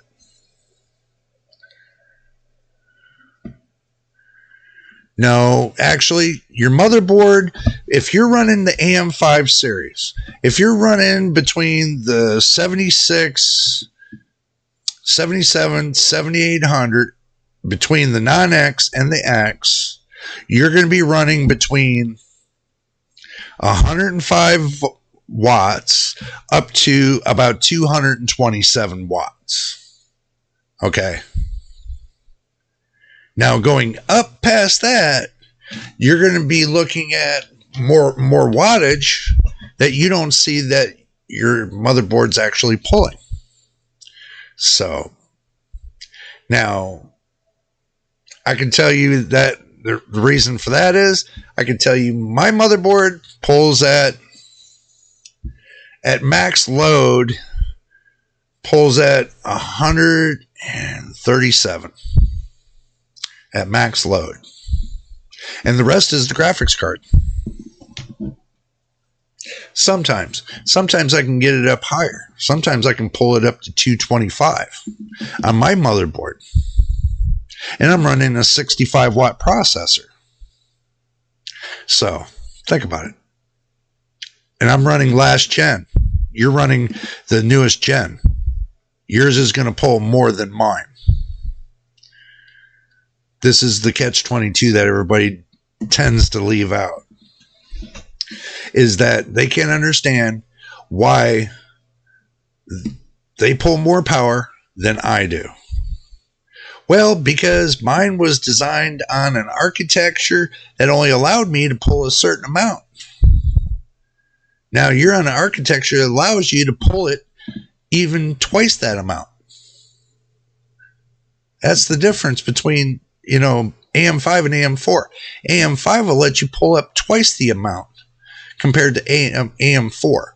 AM4 will keep you at a certain point. You can pull in the hundreds off of an AM4 motherboard, but you can pull into the 2 to 3, almost 400s, close to 400s with the AM5 platform. That's the difference between AM4 and AM5. Okay, so I hope you understand that.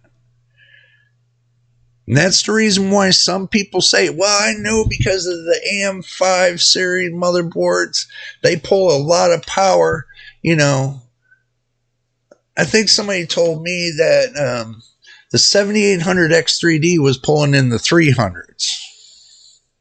Well, I'm just explaining it. That's all I'm doing. I'm explaining it. So,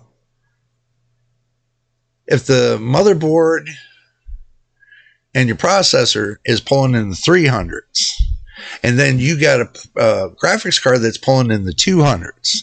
You got to allow for the fans and everything else. You might only have like maybe 10, 15 watts left before you pull the pull the power supply to its max. It depends on what kind of series processor you got. I mean, if you're pulling the 7600, no, you pull up to about 180, somewhere in there, you know. But if you undervolt it, you'll keep it down to about maybe 135, 140. So by undervolting your processor, you can keep it right at a nice 135, 140. Like I undervolted mine, and it keeps mine at full load. The processor alone is only pulling 78 watts. 78 watts. That means 78. And total combination might be about 115, 125. Now that I undervolted. So there's a big difference. There is a big difference. So I undervolted my processor and left my GPU alone. Let my GPU run wild. It doesn't bottleneck. If it bottlenecked my processor, I would have seen it, but it doesn't. It keeps it at a 25 to 30% threshold on the processor every time. So, think about it. I think I got a great deal. What I put together here is a great deal. Now, AM5 series, I'm not there yet. I'm not convinced enough. I'm not convinced enough that it's the series that I want to be a part of. I'm not really convinced yet. Except for what convinced me was the high prices. And that really convinced me that it wasn't the platform to be on. So I'd rather run AM4 series, truthfully. You can tell by the amount of usage on your processor. You can see on your processor how much you're using. If you're using more than 50% of your processor, you start a bottleneck right there, because then that means your GPU is pulling more than your processor can handle. So that's how I can tell. Now, if your GPU percentage, the usage percentage, is below 50, then you got a GPU bottleneck. Because your processor is giving more than your GPU can handle. It's weird. But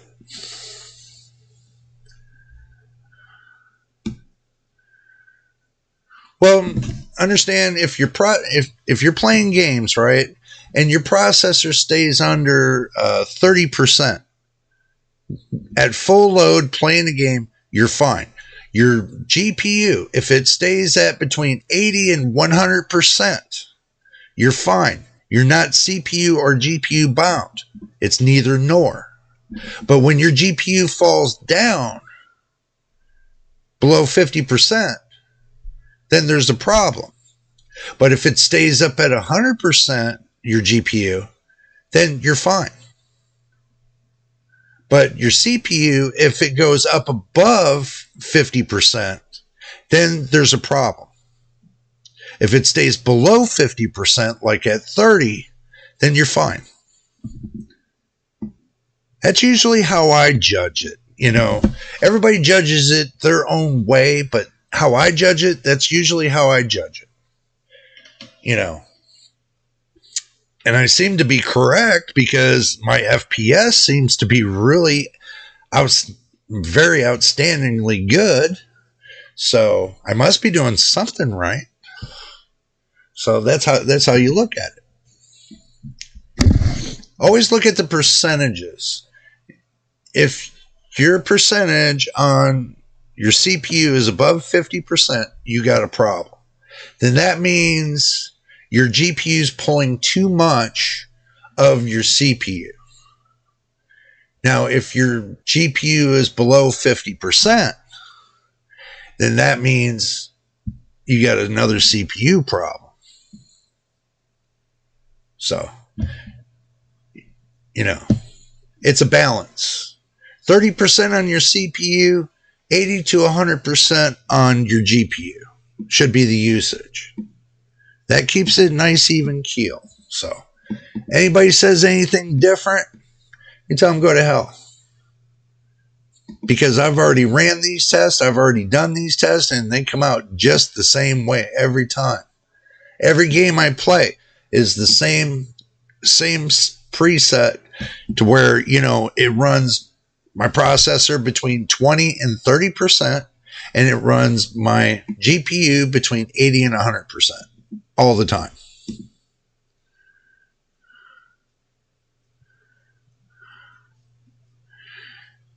Yeah, and that's basically a CPU bottleneck.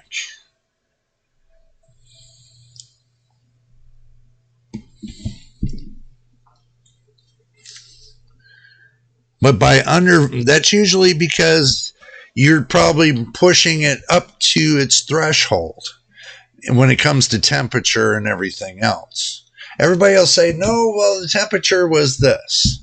Okay. Did you actually test it at the die itself? If you didn't, then you don't know the temperature. Now remember, the temperature that it gives you when it comes to the, you know, getting it from the program, like HW Info or GPU Z to get the temperature, it's only giving you the temperature at, in actuality, it only gives you the temperature at the cooler, the coils in the cooler. That's where you get the actual temperature, not actually off of the die. So, but if your CPU is running at 50 to 60%, there's a big problem there. I mean, there's a super big problem. That could be one of the reasons why your FPS is so low. Is right there. If you're running the AM5 series, you should not even be nowhere near 15 to 20%. Your CPU should not be nowhere near but 15 to 20%. And even at 1440p, your GPU should be hitting 100%, and your CPU should be hitting right in between the 15 to 20% mark. I don't get it. And people can't say it's memory because I'm running 3200 megahertz memory. And mine never runs above 30%. So, and I never have a hotspot. Well, I have a hotspot, but never a very, very malicious hotspot. Either in processor or the GPU, never have a problem with that. Hotspot stays within its parameters. So, I don't know. I have a feeling that, you know, it's got to be bias related. This right here is sounding, this right here, what you're telling me, machine, that's bias related. It's something in the bias that's not set correctly. It could be that, you know, you thought that everything was set on auto, and it could be your PBO curve could be set on a positive 20. If your PBO curve set on a positive 20, that's going to give you this problem.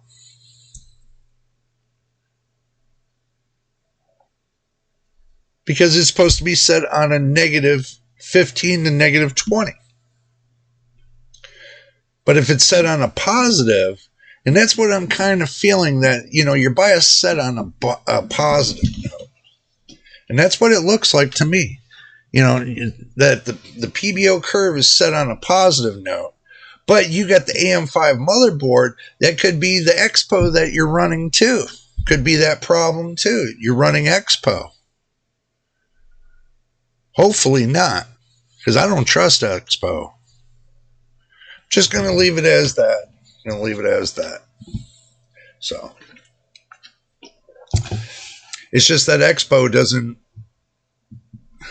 on the AM5 motherboards, just doesn't cut it with me. You know, because I find it to be a problem. Even DOCP on these motherboards here, which is considered XMP, I don't even use those. I manually set everything. Just the memory and the voltage. The voltage of the processor and the memory. That's it. I don't set anything else. Everything else is on auto. So that's the difference why mine's running so much less in heat and running more in performance, is because, you know, I took the advice of a couple people that are big time YouTubers out here. And this was a long time ago when I first started with my system. And I watched them do it and I'm like, oh, that's cool. So I did it to mine and I enjoyed it. It's been that way ever since. So that's before, you know, me getting into the UEFI systems. Okay. I was on the older BIOS, you know, with the older computers and the ones that had the crappy BIOS on it, not the Android BIOS, you know, the NTFS BIOS, the ones like an older Dell, like a 4th gen Dell, something like that. But all right, we are past 3 hours and 25 minutes, or 2 hours and 25 minutes. Okay. So I'm going to go ahead and get up out of here.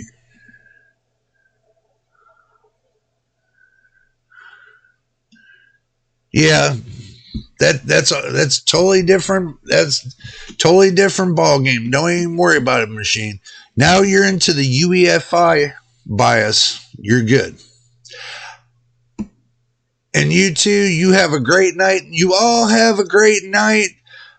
I got a couple things I got to take care of, but it's great to see you all here hanging out with me and enjoying your time. Don't forget, next week, I'm not sure, I'm going to try to see between 1 o'clock and 4 o'clock Pacific Standard Time to see when we're going to start the stream next week. I'll work it out with Dakota. Hopefully he's going to feel better. Dakota, I hope you feel better, man. You know, I know how it is. I went through the flu. I went through not being able to talk, having that hard time. I understand you 100% on that, my friend. So, but anyway, if this is your first time here, make sure you subscribe. And if you've already subscribed, welcome to the family. Welcome to JJ's PC Builds community. And my veteran subscribers, as always, much love to you for all that you do, helping support the channel, watching videos from beginning to end, and telling your friends to come on down here to subscribe to the channel. But until the next time, everybody, the next time in the next video, and the next live session and everything else, this is JJ on JJ's PC Builds. We will see you on the next one.